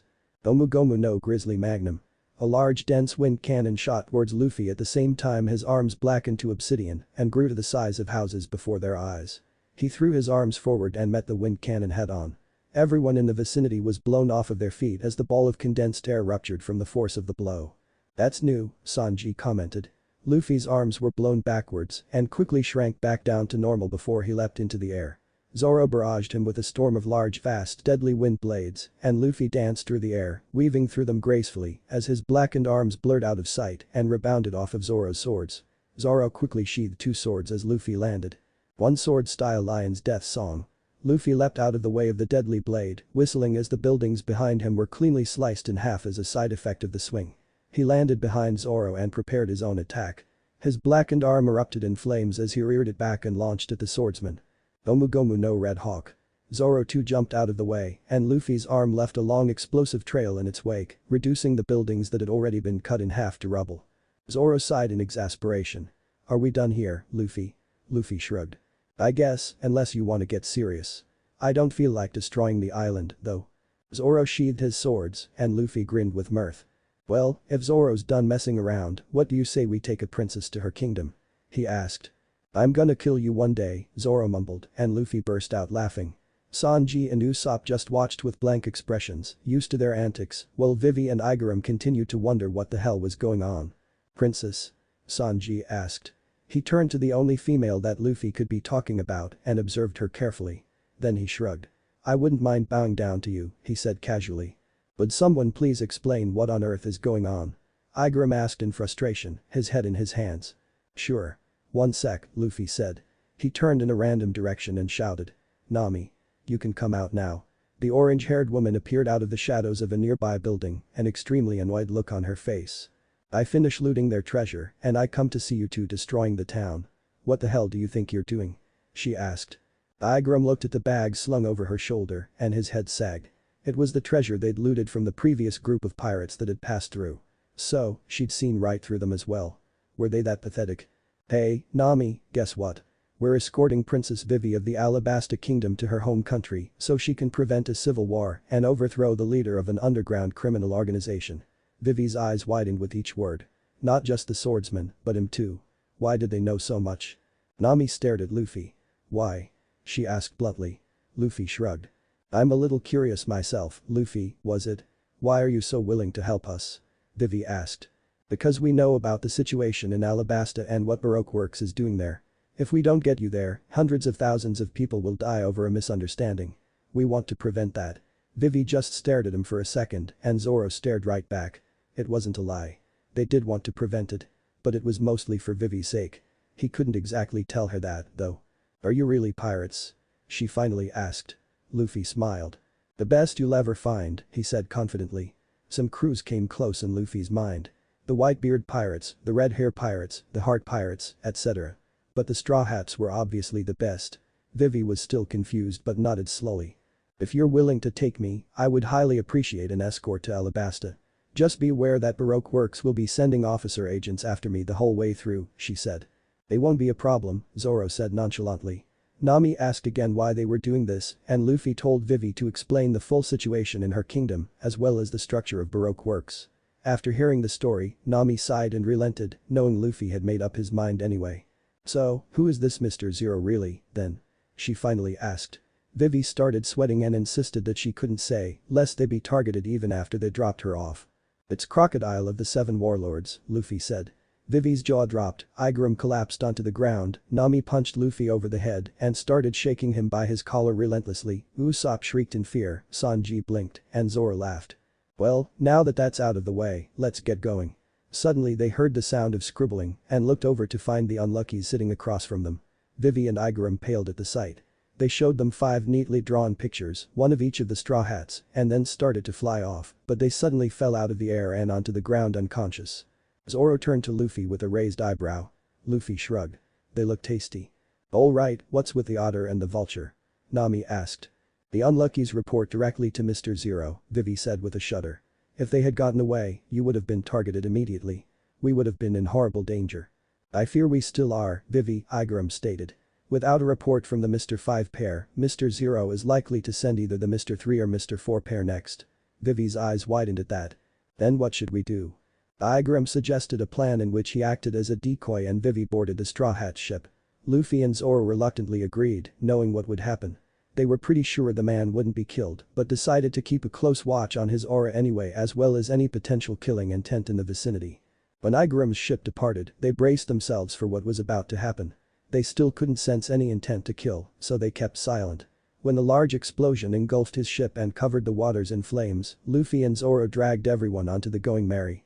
Vivi had a tormented expression on her face, and Zoro reassured her. Don't worry. He's not dead, he told her. Vivi's eyes widened. How do you? We can tell, Zoro interrupted. We'll talk later. For now, we need to go. Wait, I can't leave without Karu. She remembered as Zoro climbed onto the ship. Would Karu happen to be a giant duck? He asked. This surprised Vivi, and she climbed onto the ship to see Karu already there. All right, if that's everything, let's go, Nami said, worry evident in her voice. As the ship sailed away from the island, Nami breathed a sigh of relief. All right, it looks like we're in the clear, she said. Good thing, too. Baroque Works would have been here soon, a voice said. Yeah, good thing we escaped, Nami answered. Watch out for the shallow water so you don't damage the hull, the voice suggested. Right, you can count on me, Nami said confidently. After a few seconds, she turned nervously to Luffy. Was that you? Luffy shook his head and pointed over his shoulder with his thumb. All eyes turned around to see an unidentified woman sitting peacefully on the railing. Half of the ship's occupants immediately panicked. This is a nice ship, the intruder said with a serene smile. Luffy turned to her. Glad you like it. Vivi ignored the informality and shouted. Why are you here?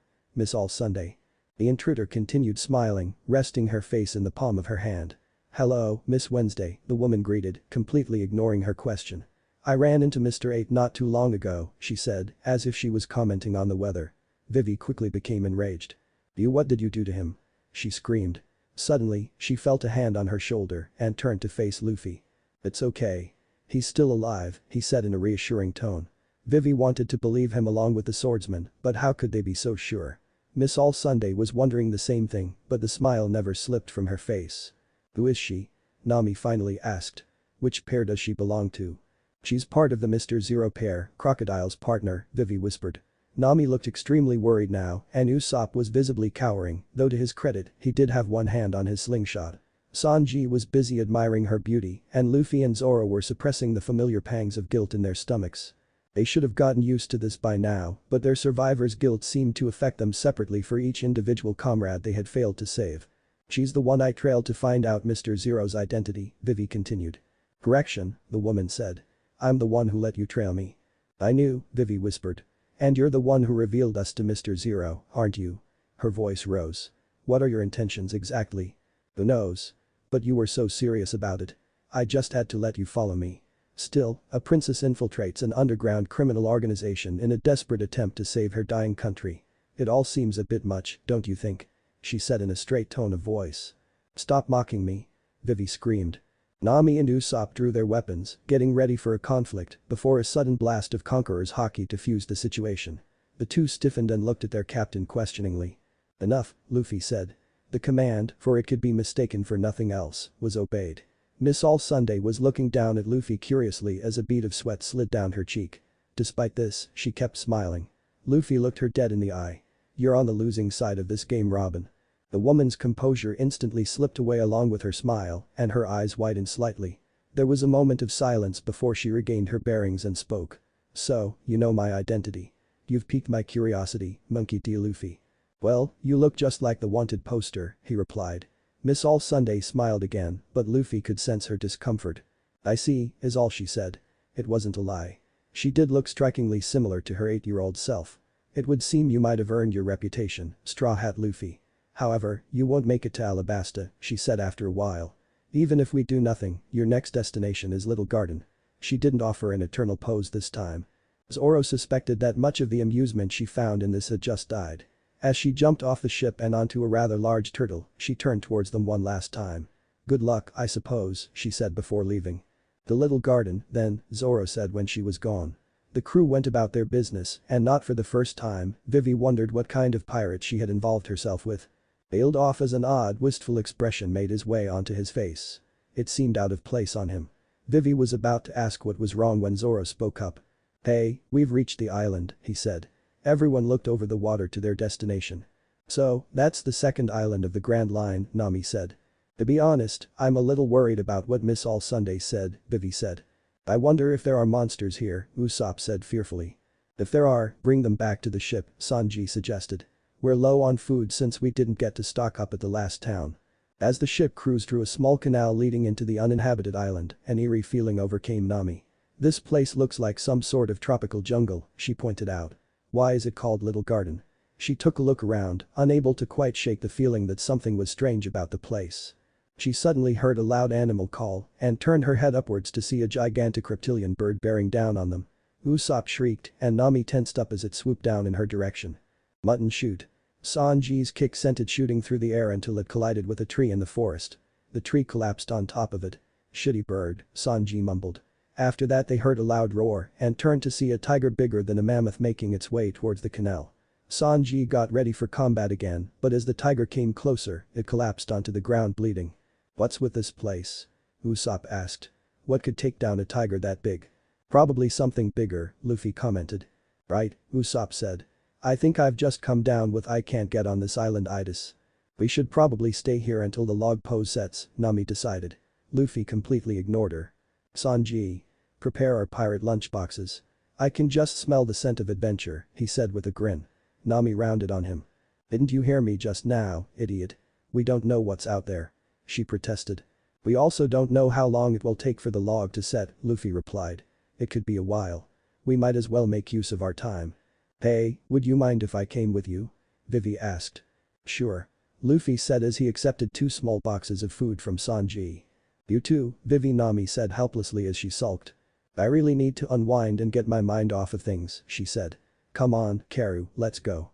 Karu looked at her like she'd just told him to jump into a pit of fire before obliging. Before leaving, Luffy seemed to hesitate about something. He turned to the crew. "By the way, the conditions in this jungle seem really intense. Make sure to take precaution against the elements." Nami's jaw hung loosely. Was Luffy telling them to be cautious? That was extremely out of character. As the three set out, Sanji called after Luffy. "Protect Vivi-chan, Luffy. And bring back some good game if you can." Luffy called out a quick confirmation and they left. I think I'll go do some hunting too, Zoro said as he jumped off the ship and over the water. He paused and then turned back to Sanji. Why don't you go scout for potential enemies? He asked. Since that Robin woman knew where we were going, it's possible that they've already sent assassins here. I'll keep a lookout as well.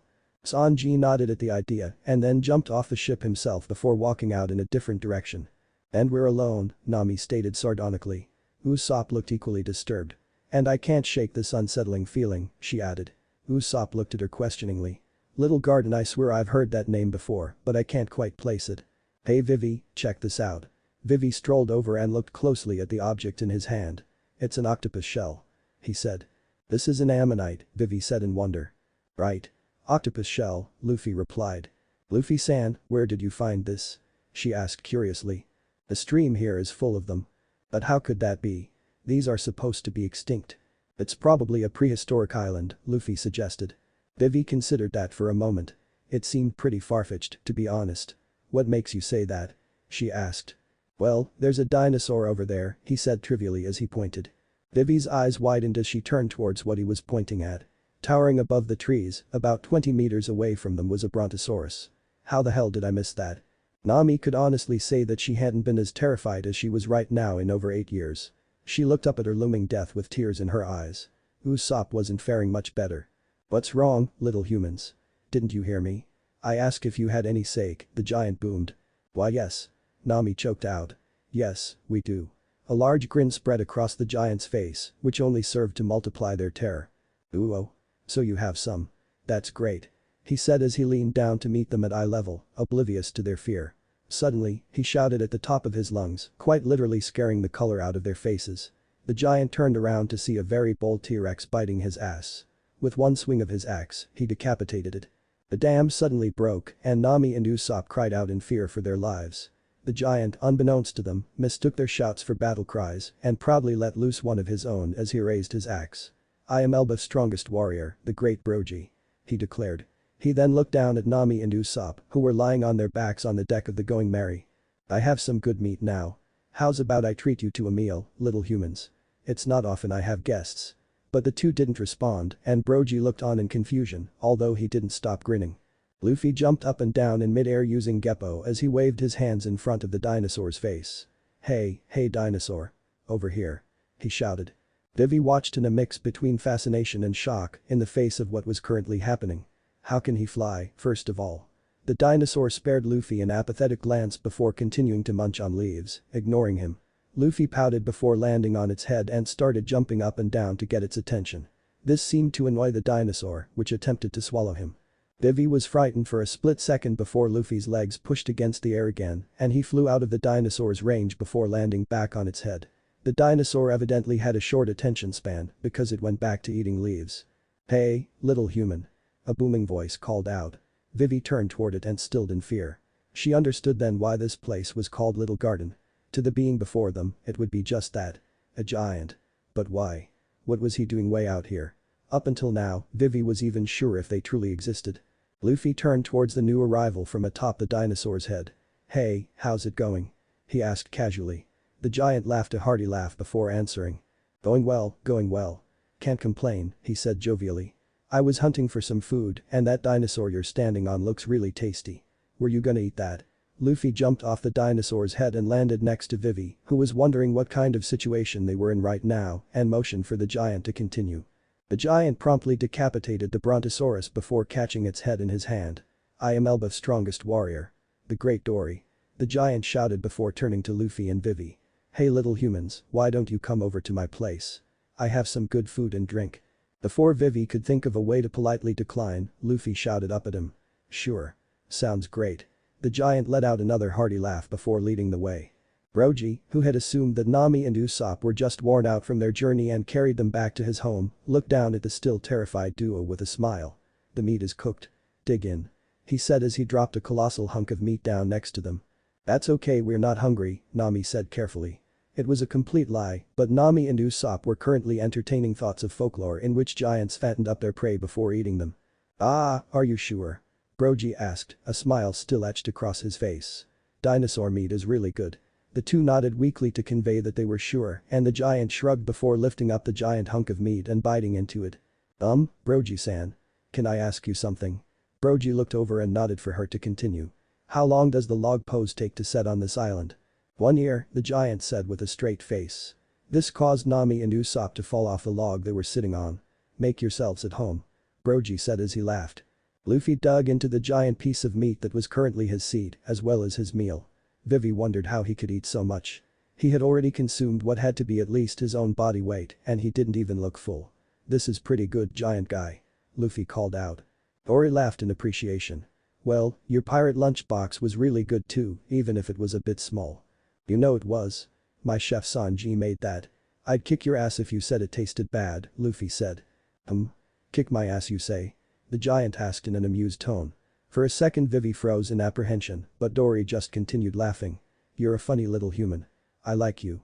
They're getting along so well, Vivi thought in exasperation as Karu fidgeted uncomfortably. Dory-san? Vivi asked nervously. If you don't mind me asking, what are you doing alone on an uninhabited island? Good question. Dory boomed. The truth is, I'm not alone.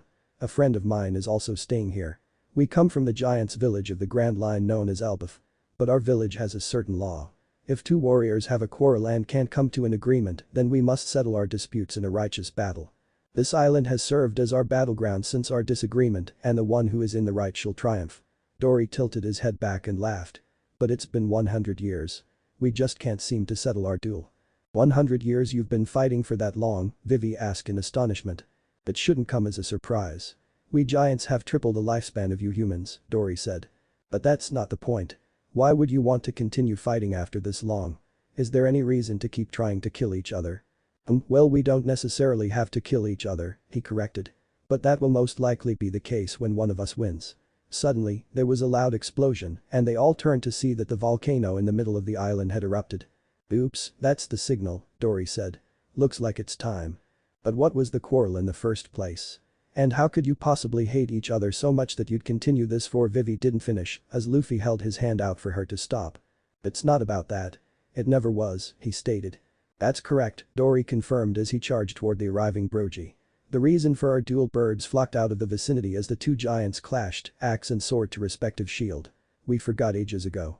Luffy stared at them with an unreadable expression as they fought it out, talking and reminiscing all the while. Don't you long to return to our home of Elbaf, Dory? I know I do, Brogy said in a nostalgic tone. That's exactly why I'll beat you. Today, victory is mine. Dory shouted with conviction. Dream on, my friend. Elbaf has chosen me as the victor. Brogy shouted back. If you're lucky, you'll survive your loss and we can both go back home. They both let out loud laughs and continued in a flurry of strikes, dodges, and blocks. On one occasion Brogy managed to land a hit on Dory's head, but Dory adjusted his head so that his helmet would take the blow. On the other side of the forest, Usopp watched in awe. Come on, Usopp. This is our chance to escape. Nami shouted. But Usopp just continued staring up at the two giants as they parried each other. I'm not leaving, he said quietly. Nami looked at him like his nose had just doubled in length. Can't you see? Usopp asked. This is a true battle of pride between two warriors. Nami hummed. Well, I'm not really interested in that, so I'll be seeing you. This is it. This is what I meant when I said brave warrior of the sea, Usopp said to nobody in particular. I want to be just like them. Nami looked at him with a worried expression before huffing and walking back over to sit on the log. So, you want to be a giant? She asked rhetorically. Were you even listening? Usopp raged. They both looked back as the two giants disarmed each other simultaneously before resorting to ramming each other with their shields. 73,466 duels, Brogy commented. 73,466 draws, Dory added. They both collapsed to the ground, panting heavily for a while. Eventually, they both started laughing. Hey Dory. I got some sake from our guests. Brogy shouted with enthusiasm. Excellent. I haven't had any in so long. Pour me some, yeah. Unbeknownst to the two giants, 4 humans had recently arrived on the island, completely undetected. Or so those humans thought. Luffy frowned in agitation as Vivi asked Dory if it really took the log pose a year to set. The memory in the back of his mind was struggling to break through the surface of his subconscious, but not quite managing. It was starting to give him a headache. For the past hour he had felt the 4 hostile auras making their way around the island, and he had patiently been waiting for them to make a move so he could kick their asses and be done with it, but now his patience was wearing thin. They hadn't gone anywhere near his crewmates, or even Dory or Brogy for that matter, and that had led him to the task of trying to remember what their game had been last time. This was no easy feat for Luffy. For the most part, he only remembered things that had made a lasting impact the first time around, and the specifications of Mr. Three's plans did not fall into that category. The fact that it had been over 2 years ago didn't exactly help. All he knew for sure was that Three had sabotaged his crewmates in the jungle and waited for Dory and Brogy's fight to end before making his move. And yet, he couldn't shake this nagging feeling in the back of his mind. He knew there had been some prelude to all that, but he just couldn't place it. By the way, little humans, Dory's voice rose, snapping Luffy out of his thoughts, am I right to assume that Brogy's guests are your crewmates? Luffy scanned the island one more time and came to the same conclusion. Nami and Usopp were still with Brogy, and the Baroque Works agents were still in some isolated part of the jungle. Yeah, Luffy confirmed. A long-nosed dude and an orange-haired girl, right? That's Usopp and Nami. Ah, I see. Dory said gleefully. Then I suppose I should thank you for the sake they gave me.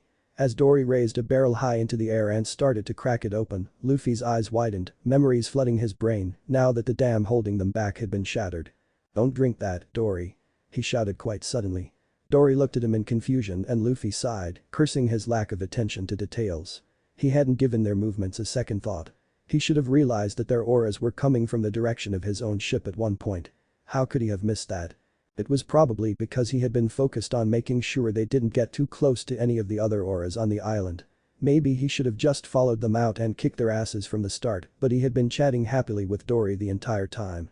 Dory, can I see that barrel for a minute? I have a bad feeling, he said. Dory obliged, setting the open barrel of sake down next to him. Luffy carried it several meters away from that as they watched in confusion, wondering what he was doing. He then set it down, walked back to them, turned around, and spat across that distance into the barrel. The effect was instantaneous. The liquid exploded on contact with his saliva, blowing the barrel apart and shocking all wildlife in the area. Birds flocked out of the trees as Vivi and Dory's expressions turned shocked. What is the meaning of this? Dory shouted. Luffy turned back to him. The drink was rigged. We're not alone on this island, he said. Vivi's eyes narrowed. Is it them? She asked. Luffy nodded. Who are them? Dory asked, now ashamed at having briefly suspected their guests of the treacherous act. He turned to Luffy. You can use the power of observation. Luffy nodded. Can you sense them too? He asked. It's not our specialty, the giant admitted. They're a criminal organization after our heads, Vivi explained. I'm sorry, but it seems we may have gotten you involved. No, don't worry about it, Dory said, waving his hand dismissively. Then he paused. Actually, that may not be the case. You see, 100 years ago, Brogy and I both had bounties of 100 million belly on our heads. I'm not sure if those are still active, but that could explain why they aimed for me first. Still, it doesn't make much sense. An explosion like that wouldn't be enough to take me down. Suddenly, his eyes widened. Wait. Is Brogy? No, Luffy interjected. They won't make a move yet. I'm guessing that their plan was to let Brogy take you down during your next duel and then capture you both, he said, gritting his teeth as he said it. You mean they were trying to interfere with our sacred duel? Dory shouted in outrage as he rose to his feet. I'll kill them. Wait, Luffy said, raising his hand to halt Dory. This is our problem. They followed us here, so it's our responsibility to deal with them. He grinned at Dory. We'll take it upon ourselves to defend the integrity of your duel. Suddenly, they heard the familiar sound of a volcanic eruption. Besides, it sounds like you have somewhere to be, he said. Dory grinned in appreciation. I'll leave it to you then, my friend. Now if you'll excuse me, I must uphold my honor for the 73,467th time. I'm feeling good about this one. He roared before trudging off through the jungle to meet Brogy again. Stay here, Vivi, Luffy said. Vivi looked like she wanted to protest, but complied. Luffy shot off towards the direction of the 4 enemy auras. It wasn't long before he came to a secluded region of the jungle and found a small building that seemed to be made out of Three's wax. He landed on the ground, walked up to the building, and knocked on the door. 3. He shouted. Come out of there. I'm here to kick your ass. He waited patiently for a response, but to his annoyance, the 4 presences didn't even move. A tick developed over his eye and he shouted again. Stop ignoring me, you assholes. I know you're in there. It was then that he heard faint whispering coming from inside the makeshift hideout. He was about to simply destroy the building when he sensed a presence running to the door, accompanied by a spike of killing intent. He jumped back to avoid the explosion that blew the door off its wax hinges. About time, Luffy said, dusting off his pants. What am I, a frickin' door-to-door salesman? "I find your humor to be dry and tasteless," came a quiet voice from inside. Slowly, 3 more people walked out of the door to accompany Mr. 5, who was now standing outside the door with an angry scowl on his face. Mr. 3 looked at Luffy and continued. "I'm not sure how you found this place, but you're a fool to have come here alone." "Whatever," Luffy scoffed. "Just answer the door faster next time. I don't have all day." Mr. 3 frowned. "I'm afraid there will not be a next time." "You are correct. You don't have all day. In fact, you don't even have 5 minutes. Your life was forfeit from the second you knocked on our door so nonchalantly." Luffy was having trouble keeping his half-lidded eyes open. They started to drift closed and his head started to sag before he heard another voice shout at him. "Hey! Are you paying attention, you straw hat bastard?" Miss Valentine yelled. Luffy's eyes snapped open and he looked around frantically, trying to discern where he was. He looked back at the 4 slowly. "Oh, it's just you guys," he said. Mr. 3 was starting to get annoyed. "It appears you're an even bigger idiot than the reports indicated," he said. "It's not my fault," Luffy whined. "Your voice is so monotone that it was putting me to sleep. Do you even need that whack stuff? You could win just about any fight by talking." Mr. 3 struggled to keep his composure as Miss Goldenweek broke out into a fit of giggles. He reined in his anger and exhaled. "Monkey D. Luffy, bounty of 45 million belly," he began. "Did you know that some people weigh a pirate's worth by their bounty?" he asked in distaste. "Pirates and even bounty hunters cower away from those with high bounties, interpreting them as an indication of the threat they pose." He looked Luffy dead in the eye. "I call them all fools. Only a true idiot draws attention to himself and wreaks havoc for the sake of fame. A true criminal works from the shadows, achieving his goals discreetly and efficiently. A bounty means nothing. Only the end result matters." He smirked. "Take the 2 us for example. My bounty is 24 million and is far exceeded by yours. And yet, I've already won this fight," he said smugly. Luffy looked at him with a deadpan expression. "If you think you're actually going to beat me by talking, I didn't mean you could really win that way, just so you know." "That's not what I meant, you dumbass." Mr. 3 shrieked in a high-pitched voice before regaining his composure. "You see, you've already fallen into our trap while listening to my monotone voice. You might want to check your feet, Straw Hat," he said with a knowing smirk. Luffy looked down and saw a circle painted on the ground at his feet. Confused, he looked back up to see the short girl who he assumed was 3's partner holding up a paintbrush. He stared in apathy, not quite getting it. "Colors trap. Inactivity white," she said emotionlessly. "I thought that white was best for inactivity. I mean, I could say inactivity blank, but that does not roll off the tongue quite as well." Mr. 5 and Miss Valentine were both grinning widely now at the thought of revenge. Luffy still didn't have a clue what was going on. "You painted a circle on the ground. What's the big deal?" he asked. Miss Valentine burst out in laughter. "You'll soon find out," she said with a wide smile. Mr. 5 started walking over to him. "I owe you big time for what happened in Whiskey Peak," he said with a scowl. "Now, why don't you just stand there like a good idiot while I vent my frustration," he said. Luffy frowned. "Why the hell would I do that?" Miss Valentine watched in anticipation as Mr. 5 strode over to Luffy with his explosive fist raised high. And got sent flying through a tree by Luffy's punch. The Baroque Works agents' jaws all dropped at the sight. They looked from Luffy to Mr. 5's unconscious form and back to Luffy. "No, seriously," Luffy began. "Why would I just stand here and do nothing? If you're trying to use reverse psychology or whatever, you should have said something like there's no way you can stand there and take our attacks without dying." He rubbed his chin and thought. "I may have actually taken that challenge, come to think of it." The agents continued to stare at him, dumbfounded. Miss Goldenweek's colors trap had failed. "How? Why?" Luffy just shrugged. "Now then, shall we?" Before anyone could react, Luffy's outstretched fist collided with Mr. 3's face and he was sent crashing through the wax hideout, unconscious. Miss Valentine finally reacted to the threat. "Son of a bitch." She reduced her mass to 1 kilogram and leapt at Luffy, her lightness increasing her speed. While in midair she changed her mass to 10,000 kilograms. 10,000 kilogram lunge. Luffy casually grabbed her wrist, spinning on his heels and bringing her in a circle despite her weight. He launched her at Mr. 5's unconscious body, which exploded on contact with a heavy projectile that was his partner in crime.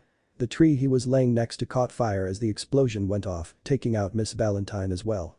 Luffy looked back at Miss Goldenweek as she started quietly and discreetly walking away. "Where are you going, exactly?" he asked. She slowly looked back at him, sweat pouring down her face. "Lucky for you, I don't like hitting kids," Luffy said nonchalantly. Suddenly, she fell to the ground, unconscious and foaming at the mouth. His task accomplished, Luffy shot off in the direction of Vivi's aura. He sensed that she had met up with Nami and Usopp during Dory and Brogy's fight. When he arrived, the two were still locked in a stalemate, neither giving the other an advantage. Nami and Usopp saw his approach and looked at him nervously. "Luffy," Nami started. "Vivi told us the situation. Did you?" "Yeah, I took care of it," Luffy said with a grin. "Oh, too bad," Usopp said as his legs shook. The great Captain Usopp was looking forward to some action. He lied. They all heard a loud crash and turned around to see Dory and Brogy lying on the ground in exhaustion. 73,467 draws, they said in unison as they panted heavily. Luffy walked up to them. "Good fight, you two," he said happily. "Yes, it was." Dory shouted. "Thank you, my friend. You have defended our honor just as you promised you would." "Defended our honor?" Brogy asked in confusion. "How was it threatened?" "I didn't want to tell you until after the fight," Dory admitted. "Some humans on the island tried to sabotage our duel." He spat out the words distastefully.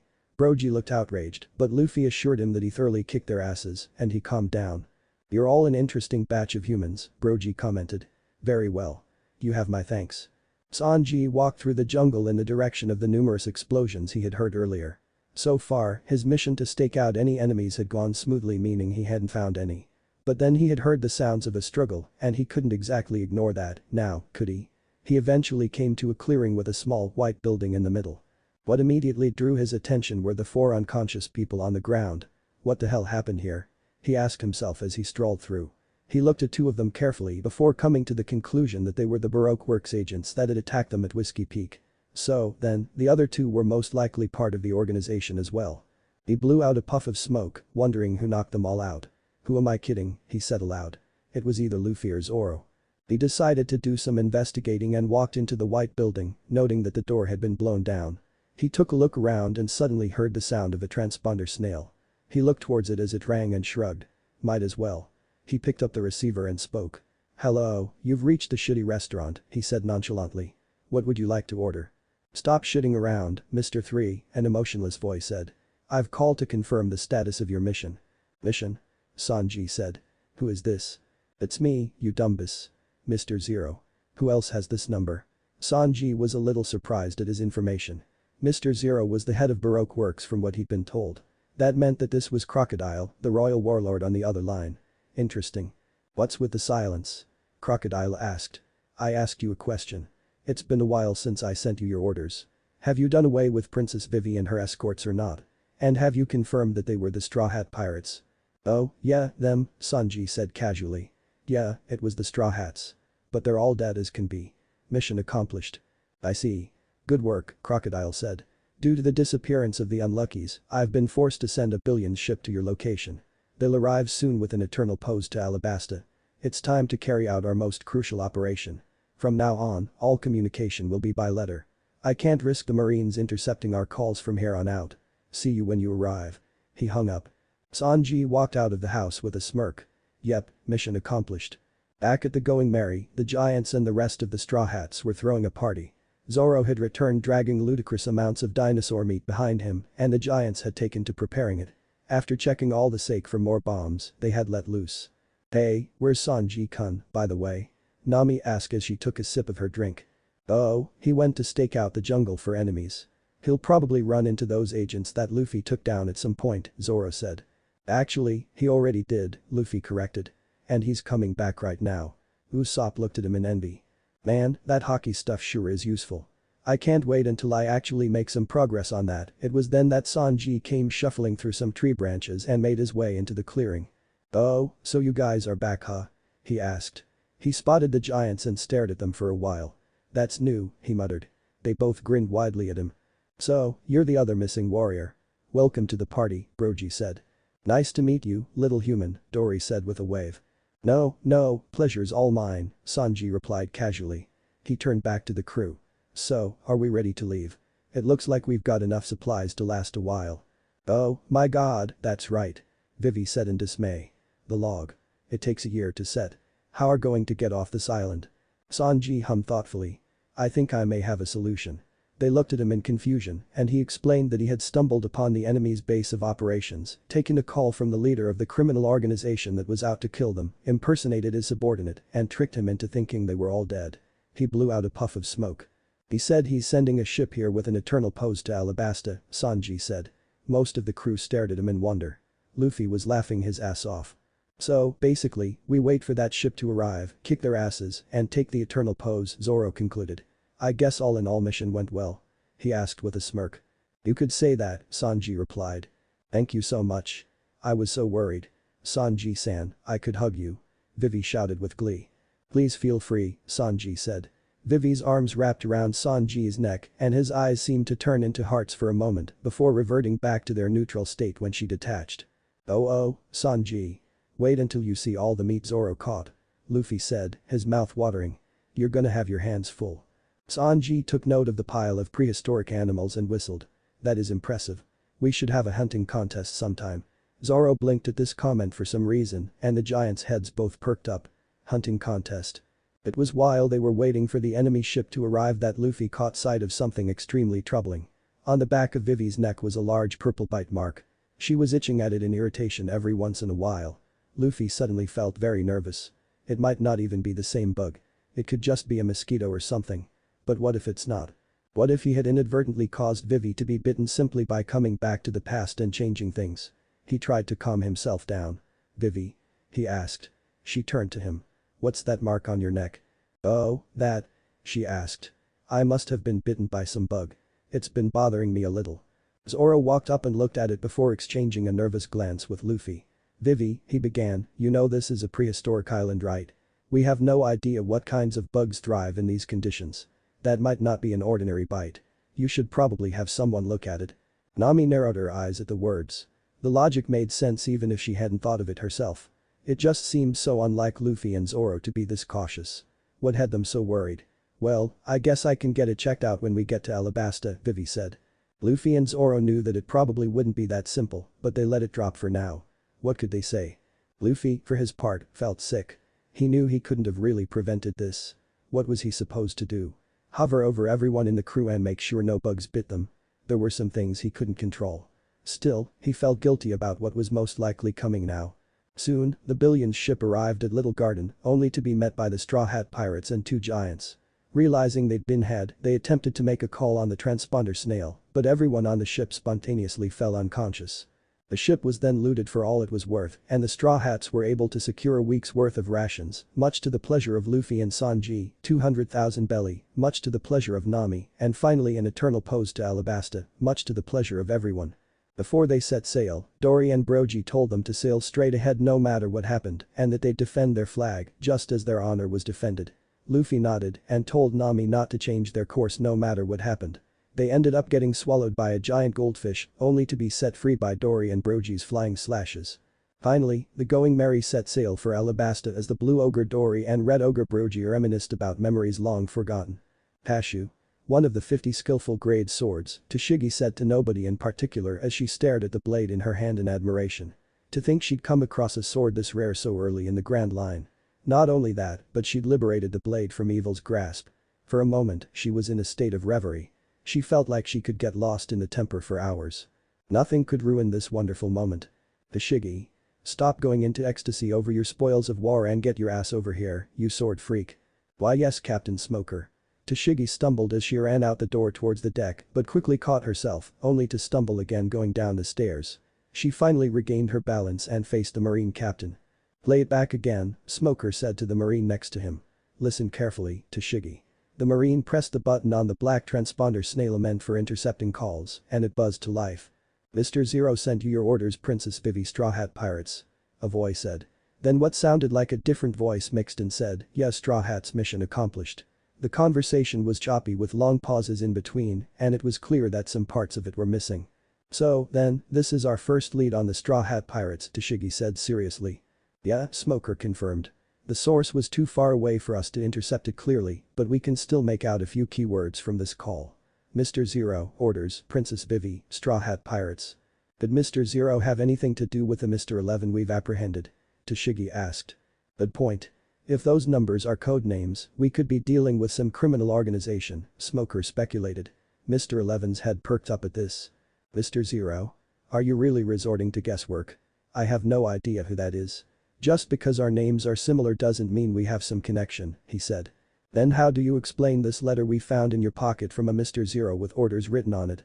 Smoker asked emotionlessly. The man's eyes widened. But I could have sworn I burned that letter. Actually, about that letter. What letter? Smoker asked. There was no letter in your pocket. Mr. 11 was reduced to tears. Shit. Interesting, Smoker thought idly. Princess Vivi is the heir to the Alabastian throne, but that country is in midst of a civil war. He blew out a long puff of smoke. Let's just see what the desert island has in store for us. Usopp continued to stare out at the sea, still deep in thought. I wonder if I can really be like them someday. Hey, Usopp. What are you thinking about? Is the sea that interesting? Luffy joked. Usopp spun around and pointed at him. No, I will be. He shouted, as if Luffy had been the one to express doubt on his behalf. One day I'll visit Elbaf, the village of warriors, and prove myself. Count on it. He crossed his arms and closed his eyes, envisioning it. Luffy hummed thoughtfully. Sounds good to me, he said. Meanwhile, Vivi and Nami were discussing how much longer it would take to get to Alabasta. Nami noted that Vivi seemed to be a bit worn out. I guess that's just what happens when you go adventuring with Luffy, she thought with a mental sigh. Nami-san, Vivi-chan. I made some snacks for the journey ahead, Sanji said as he came down the stairs onto the deck, holding out a plate. He heard a sharp intake of breath and slowly turned his head to see Luffy practically drooling over the plate. Your share is in the kitchen, he said in an annoyed tone. Luffy jumped from the deck up to the kitchen door, with Usopp scrambling closely after them. The only one not outside was Zoro, who was trying to get back into shape by lifting weights. Luffy had taken to doing that a lot as well, annoyed by the limits of his weaker body, but he didn't really have the attention span to train in such a dull way like Zoro did. He preferred sparring over everything else, really. The two had been doing a lot of that recently. Luffy walked back out with a plate of food and something worrisome caught his attention. Vivi was sweating and leaning against the mast of the Going Merry, as if she was having trouble standing. Nami was shooting her troubled glances every few seconds, as if to make sure she wasn't about to collapse. Luffy jumped down and landed next to her. Are you alright, Vivi? She looked up at him and gave him a small smile. I'm okay, Luffy-san. I guess I'm just a little tired after all that. Luffy walked closer to her and brought a hand up to her head. Her forehead was hot enough for him to feel the heat before he even touched her. You're burning up, he said quietly. I'm fine, she insisted. It's probably just the effects of climate change. It'll wear off soon. Luffy knew that this was by no means true and was about to argue when Vivi came loose from the mast that had been supporting her and walked away. Or at least she tried to. After a single step, she faltered and would have fallen onto the deck if Luffy hadn't caught her. This quickly drew everyone's attention. Vivi-chan.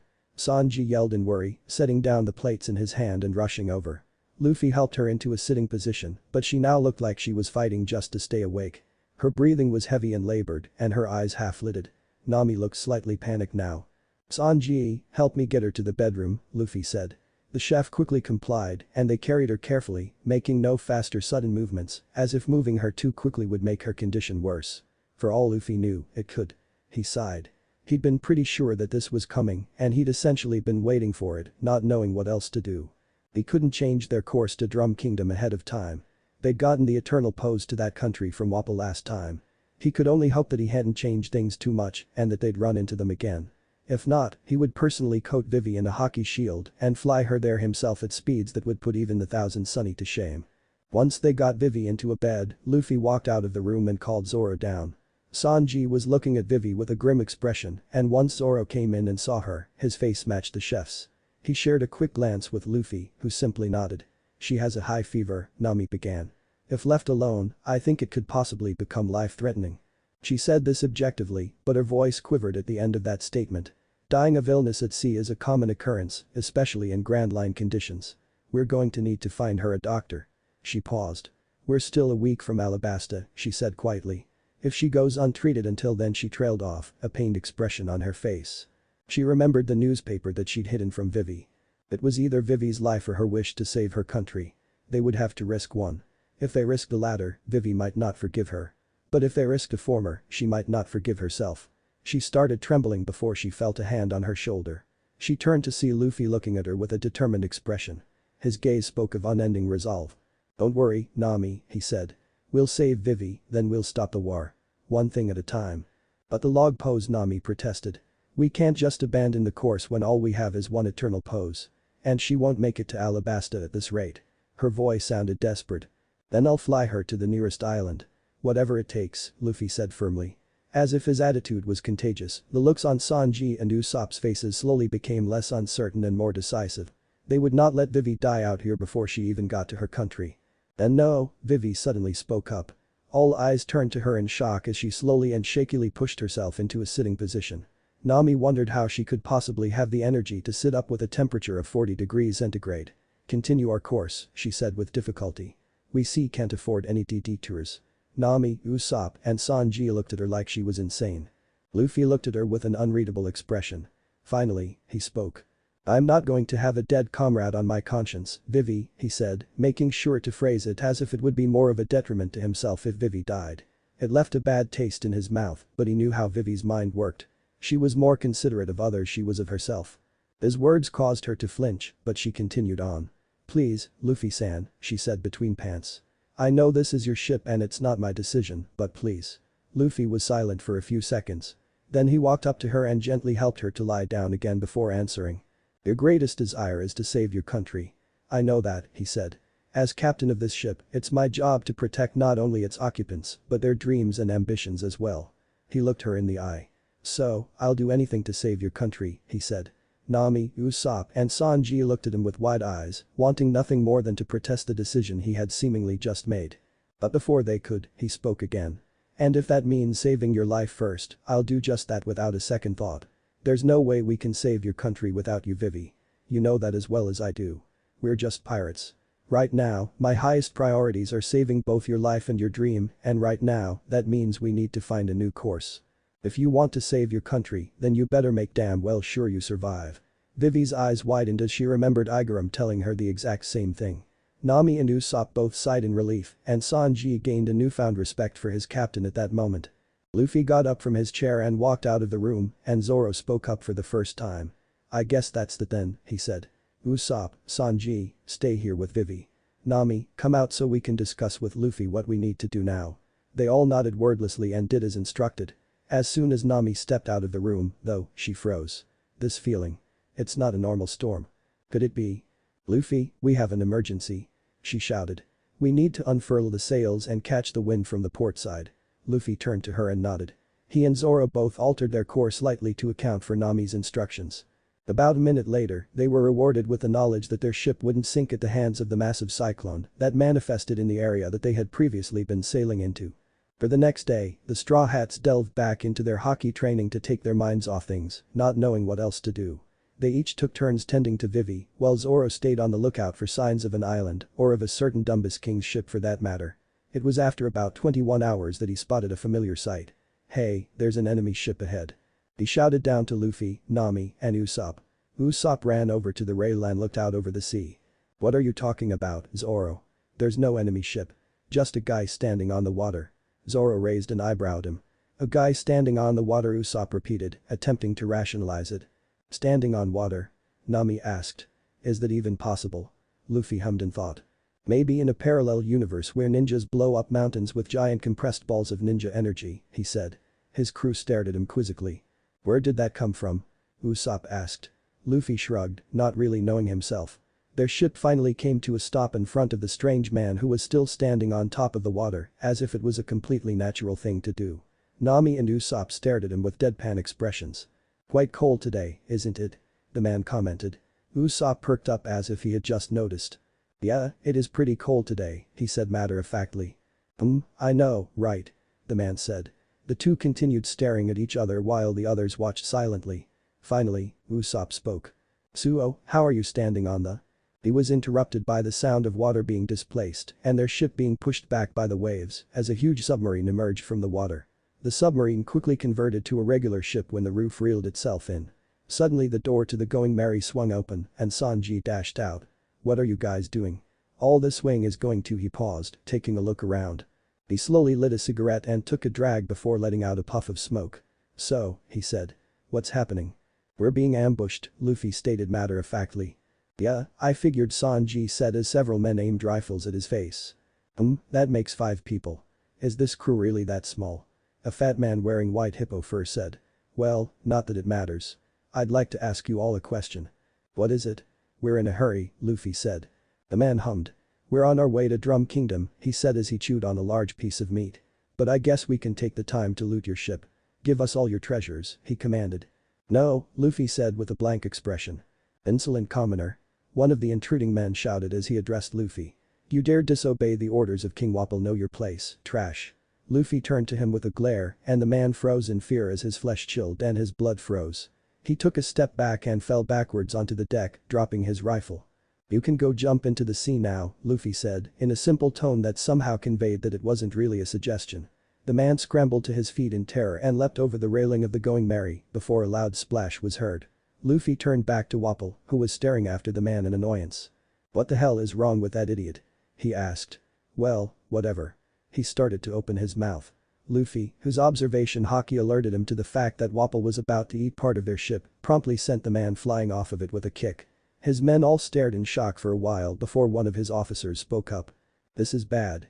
His Majesty is an anchor. We have to go get him." They all prepared to leave in panic, but Luffy spotted something of interest and stopped them. "Hey, you." He shouted to a man who he assumed was their navigator. "Is that an eternal pose?" The man turned to him in fear and stuttered out an answer. "Why yeah, it is," he said. "Is it pointing to that Drum Kingdom place?" Luffy asked. The man confirmed his theory once again. "Cool," Luffy said. "Hand it over." The man looked shocked. "Why the hell would I do that?" he shouted. The answer Luffy provided him with was quite painful, and as Luffy looked over the eternal pose labeled Drum in interest, Wapol's officer, the one who had been standing on the water, shouted after him. "You bastard. We need that to get back to our home country. Give it back before we take it by force." Luffy turned back to him. "No, I'm actually going to keep this. You should probably go get that hippo dude by the way. He'll drown soon." The officer looked at him in outrage, knowing he was right, before shouting for Wapol's men to take them in the direction that their king had flown. As the ship pulled away, he shouted one more time over his shoulder. "You better remember this. Don't you dare forget our faces. We'll have our revenge one day." The other officer shouted. "I don't think I could remember them even if I wanted to," Luffy thought sardonically. But their course now set out for them thanks to the eternal pose Luffy had acquired. The Straw Hats finally had an idea where they were going. They started following the needle and after a couple hours it started snowing consistently. Nami theorized this meant that they were approaching an island, remembering a conversation she'd had with Vivi about the individual climates of islands in the Grand Line. After another hour, Sanji spotted land. A winter island from the looks of it. When they got close to the island and got ready to dock, Luffy sensed hostile auras surrounding them and frowned, remembering what happened last time. Zoro suggested that they send a couple people to look for the doctor, while the rest wait. They would only travel slower in a large group. Luffy and Sanji both volunteered to go. Only Luffy, Zoro, and Sanji noticed the crowd accumulating on the cliff surrounding them. "Hey, we've got a welcoming party," Sanji said in a neutral tone that somehow didn't fail to convey his sarcasm. "Stop right there, pirates." They all turned to the authoritative voice. "Turn around at once and leave this island," the man said. "Your entrance will not be permitted." "What?" Nami asked in shock. "You won't even let us dock. Please, we're looking for a doctor. One of our crewmates is dying." Her voice seemed to falter at the end of that sentence. The man's eyes seemed to widen slightly at this, as if it was something he hadn't been expecting, but the surrounding crowd just started shouting at them, rifles raised. "Your lies won't fool us, scum. We're not letting any damn pirates wreak havoc in our country. Raise anchor and leave, or we'll make you." Sanji grimaced. "Well, that was a bad first impression," he commented. "None of your smartest remarks."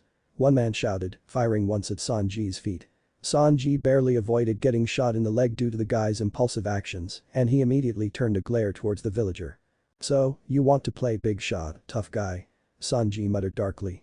The man gulped but reloaded in response to Sanji's challenge, and Sanji took a step forward but was held back by Nami and Usopp. Another gunshot went off. It would have hit Nami in the back had it not rebounded off of Luffy's open palm.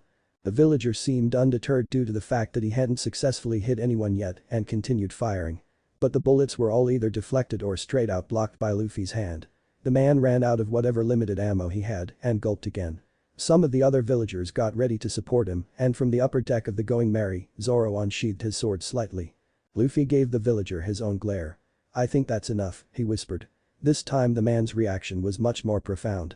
He dropped his empty rifle and stumbled back onto the snow, sweating despite the extreme cold. All of the other villagers had similar reactions, taking multiple steps back and some even dropping their weapons. Only Dalton seemed unaffected, but even he was taken aback by the fact that the determined villagers were somehow being threatened into submission. He looked the pirate captain dead in the eye and the man stared back, unflinching. For a long while they locked gazes until the captain did something unexpected. He lowered himself onto his hands and knees and bowed his head to the ground. "Please," he said loudly. "We can't leave. If we do, our crewmate will die. Please help us." The villagers seemed shocked that the man who had them all shamefully cowering just seconds ago was now bowing his head and begging for their assistance. It especially struck Dalton, and he relented first. "We'll lead you into the village," he said. "Follow me." At those words, the crowd started dispersing. Luffy rose to his feet and Zoro sheathed what was visible of his sword. "Sanji, get Vivi," he ordered. Sanji hastily did just that, realizing the tension had subsided, and when he returned with the sick princess, they all followed behind Dalton. "Let me warn you beforehand," Dalton said. "There is only one doctor in this country." Most of the Straw Hats were shocked at this information. How could an entire country be home to only one doctor? Dalton stopped and turned back to them. "And they call her a witch," he added. "Huh? The temperature of 42 degrees. Dalton whispered in disbelief. "How can that be?" "We'd like to know ourselves," Nami answered despondently. "It's been steadily rising ever since we realized she had a fever." Dalton stared down at the girl in awe. The fact that she was still alive was almost miraculous. What kind of life force did she possess? "It doesn't matter if she's a witch," Luffy said firmly. "As long as she can cure her, it'll be enough." Sanji nodded in agreement. Dalton pointed out the window to the direction of several tall, white mountains. "Those mountains are called the Drum Rockies. You might see a large castle at the peak of the one in the middle. That castle is currently vacant of a king. Dr. Kureha lives in that castle. She's the lone doctor in this country whom its citizens call a witch." Luffy nodded in acceptance. He really didn't care if she was crazy. That witch doctor was able to cure Nami last time.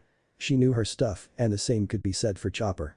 Sanji seemed to accept this easily enough as well and spoke up, "Then let's call her." "If we wait much longer," he trailed off. "I wish I could," Dalton said regretfully. "But we have no way to contact her." Sanji's eyes widened and he quickly explained. "She essentially treats people according to whim. She comes down from the Drum Rockies whenever she feels like it, treating the sick and taking whatever she wants from their homes as payment. According to eyewitnesses, she flies down from the Drum Rockies on a sleigh pulled by an unidentified creature." Usopp was conspicuously freaking out over this new information. Nami looked disbelieving and even Sanji was having trouble taking it in.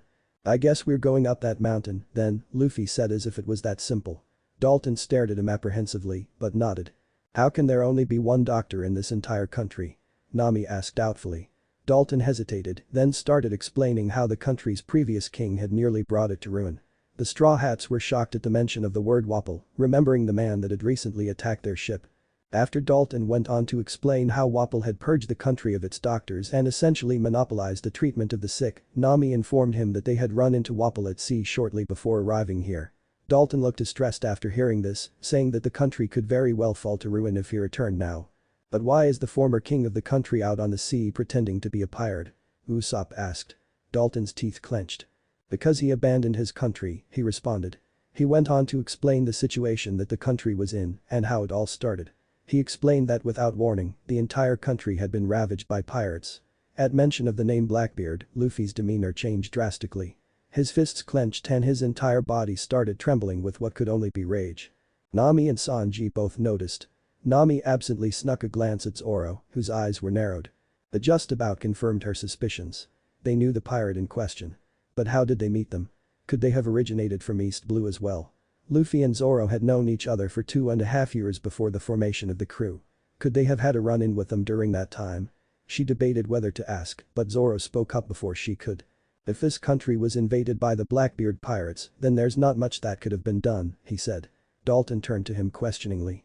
"Unless the world government decided to commit an unreasonably large force for relief, there's really no way you could have fought back," Zoro continued. "As crazy as it sounds, a small group like that can take down nations." Dalton studied Zoro closely, taking his words into careful consideration. "You sound as though you speak from experience," he said finally. Zoro just shrugged. "You guys are lucky our captain reacts relatively well to hostility," he said. Luffy shot him a look that clearly said that wasn't necessary, and Zoro shrugged again. "I see," Dalton said slowly. He turned back to the Drum Rockies, deciding to change the subject. "If you're serious about going up there, I suggest you climb up from the other side. This side of the mountain is inhabited by large carnivorous rabbits called Laboons," he said. "Don't worry about it," Luffy said as Nami and Usopp carefully covered Vivi in a blanket and tied her to Luffy's back. I won't be climbing. Dalton blinked at this and wondered what he meant by that, while Sanji sighed. I want to go with you, he said. But with the way you travel, I'll just slow you down. He looked at Luffy determinedly. So, take care of Vivi-chan, Luffy. Luffy nodded firmly and then turned to Zoro. One more thing, Zoro. Zoro looked at him, but Luffy was silent. After a few seconds, Zoro raised his eyebrows. Luffy just grinned at him. Eventually Zoro sighed and shrugged. The rest watched this display in a mixture of confusion and annoyance. Nami knew they were communicating something. She just didn't know what it was or why they didn't want everyone else to know. The rest of them didn't really know what to make of the exchange. Nami sighed in exasperation. Luffy gave Zoro a thumbs up before he jumped high into the air. Dalton wondered for a split second what he was doing before he took another jump in midair. Dalton's eyes widened. He can fly. Is that a devil fruit? Dalton asked. To be honest, I don't know how he does it, Usopp said. But Luffy defies logic a lot. You learn not to question it. They watched as Luffy shot off into the air, going deliberately slow so as to not put too much pressure on Vivi, and eventually left their sight. Soon afterwards, a villager came and informed Dalton that Dr. Kureha had been spotted in the neighboring village of Cocoa Wheat. It took a few seconds for the rest of the Straw Hats to process this information. Oh, fucking hell. It was about 10 minutes later that Luffy reached the top of the Drum Rockies. Slightly winded, he took several seconds to catch his breath. Damn, I really am out of shape, he said matter-of-factly as he walked towards the castle. He slipped through the open door, careful not to bump into it, as he caught sight of the bird's nest on top of it. Taking a look around, he absorbed the familiar sight. A small smile came to his face as memories of Chazing a xenophobic talking transforming reindeer around the halls of the castle flickered through his mind. He smirked deviously. With a little of his observation Haki, Chopper wouldn't stand a chance this time. It wasn't even fair, really. He trudged up the stairs through the indoor snow and called out once he got to the top. Hello? He waited a full 5 seconds for a response before wondering what the hell he was doing and reaching out for any auras in the castle. He frowned. There was no one here. That didn't make sense. As he widened his search to the full range of the mountain he was on, he began to get nervous. Time was ticking away as Vivi's condition worsened, and here he was standing in an empty castle in the middle of nowhere mountain. He could get back easily enough, but if Chopper and his mentor were out right now, his greatest chance of finding them was waiting right here for them to come back. He would inevitably get restless, and watching Vivi suffering as he waited here doing nothing would be torture, but it was the best course of action right now. With a resigned sigh, he started to look for the nearest patient room. He quickly found a room with several beds and untied Vivi from his back, laying her down on one. Hang in there, Vivi. We'll get you treated in no time. Vivi's breathing seemed to have become even more labored since he last checked. He took a deep breath and forced himself to take a seat. That didn't last long, though, and he ended up pacing around the room after about 10 seconds. Hurry, Chopper. Dalton sighed. This was just bad luck. They had missed Dr. Kureha by a few minutes. She would be on her way back to the castle by now.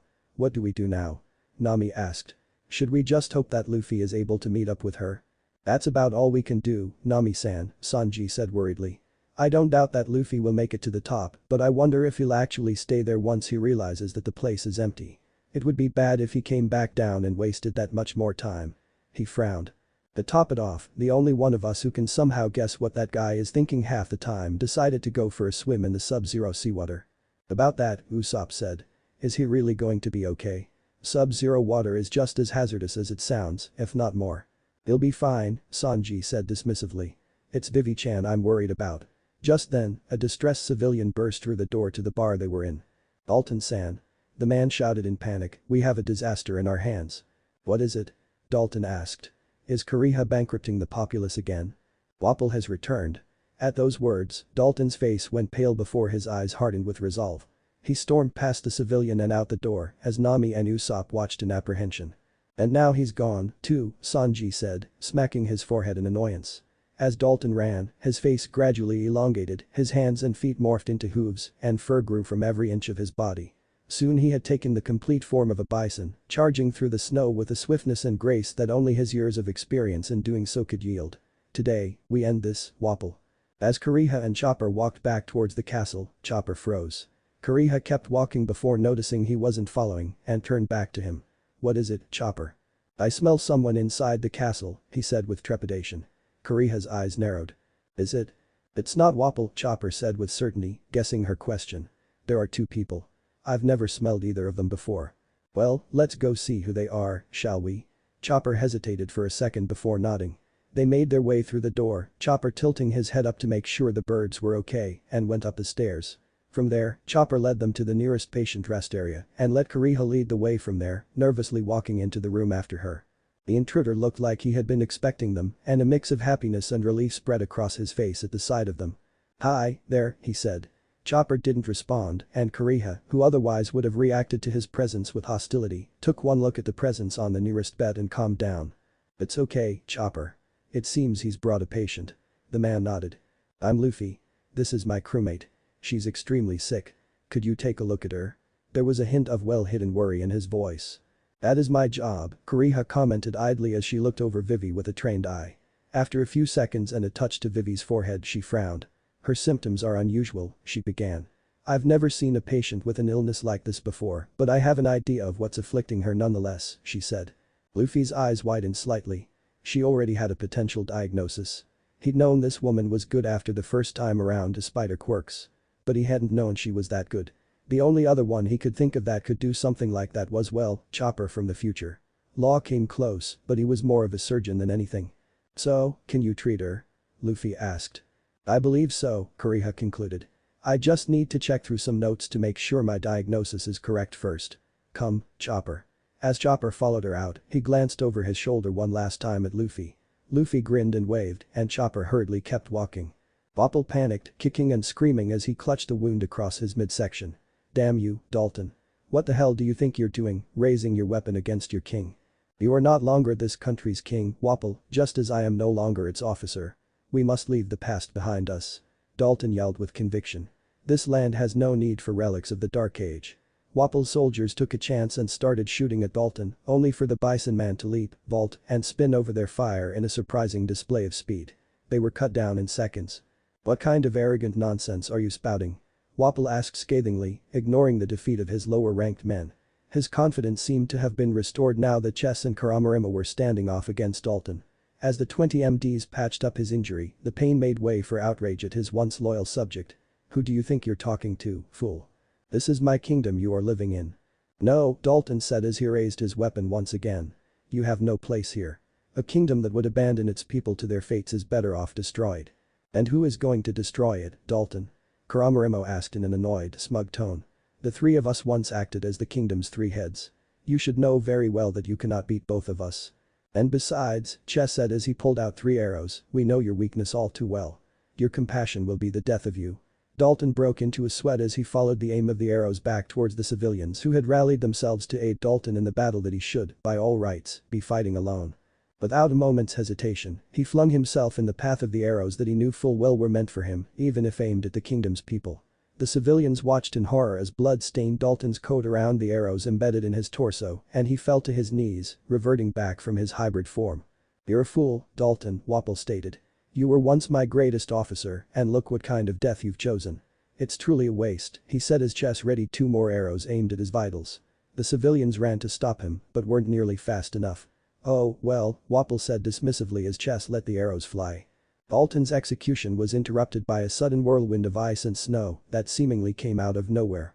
The arrows disappeared into the small blizzard, and 2 metallic clinks signifying the meeting of metal against metal could be heard over the spin of the snow, which forced Chess to shield his eyes. Just as quickly as it came into existence, it died down, and a lone man stood in front of Dalton with a single sword raised. "Were you just in time?" the green-haired man said with a grin. "I almost got lost during my endurance training. Lucky I locked onto some auras. You can easily claim that it's due to character development from the future, but I still feel I should point it out. Zoro would never admit that he got lost, would he? You're one of those pieces of trash we met on our way here." Wapol screamed in fury. "That's my line," Zoro said casually. "Aiming for those who can't fight to get a hit in on someone you can't beat. Pathetic." Wapol ground his teeth in anger. "Chess, Kurama," he seethed. "I want to see this commoner dead at my feet." As the civilians got over their shock at seeing a pirate defend their country and started to haul Dalton's unconscious form away, the 2 officers wordlessly got ready for a fight, and Zoro smirked. "I guess we can't all get what we want." Vivi slowly opened her eyes and blinked as they watered under the glare of the light. She felt surprisingly well. She slowly sat up, noting that it was far easier than the last time she attempted it, and took a look around. She spotted a small, strange creature that looked like an odd mix between a deer and a raccoon except it was bipedal. and it was sorting books on a shelf. Sorting books. Could this thing be? Deciding to forego all attempts to classify the creature, she quietly addressed it. Excuse me. At the sound of her voice, the creature quickly spun around and jumped backwards into the bookshelf, knocking everything over. Vivi winced as it came crashing to the floor. The creature then shot for the doorway, but instead of leaving, it hid behind it. Well, sort of. I think you're doing it wrong. You're supposed to face the other way, she said politely. Not that I'm an expert on the subject, she added mentally. The creature quickly corrected itself, hiding its body behind the door with its head sticking out in a mix between fear and curiosity. I can still see you, I'm afraid, she said in slight amusement. In fact, I saw you. Shut up. The creature yelled suddenly. I don't take advice from humans. He paused. By the way, how's your fever?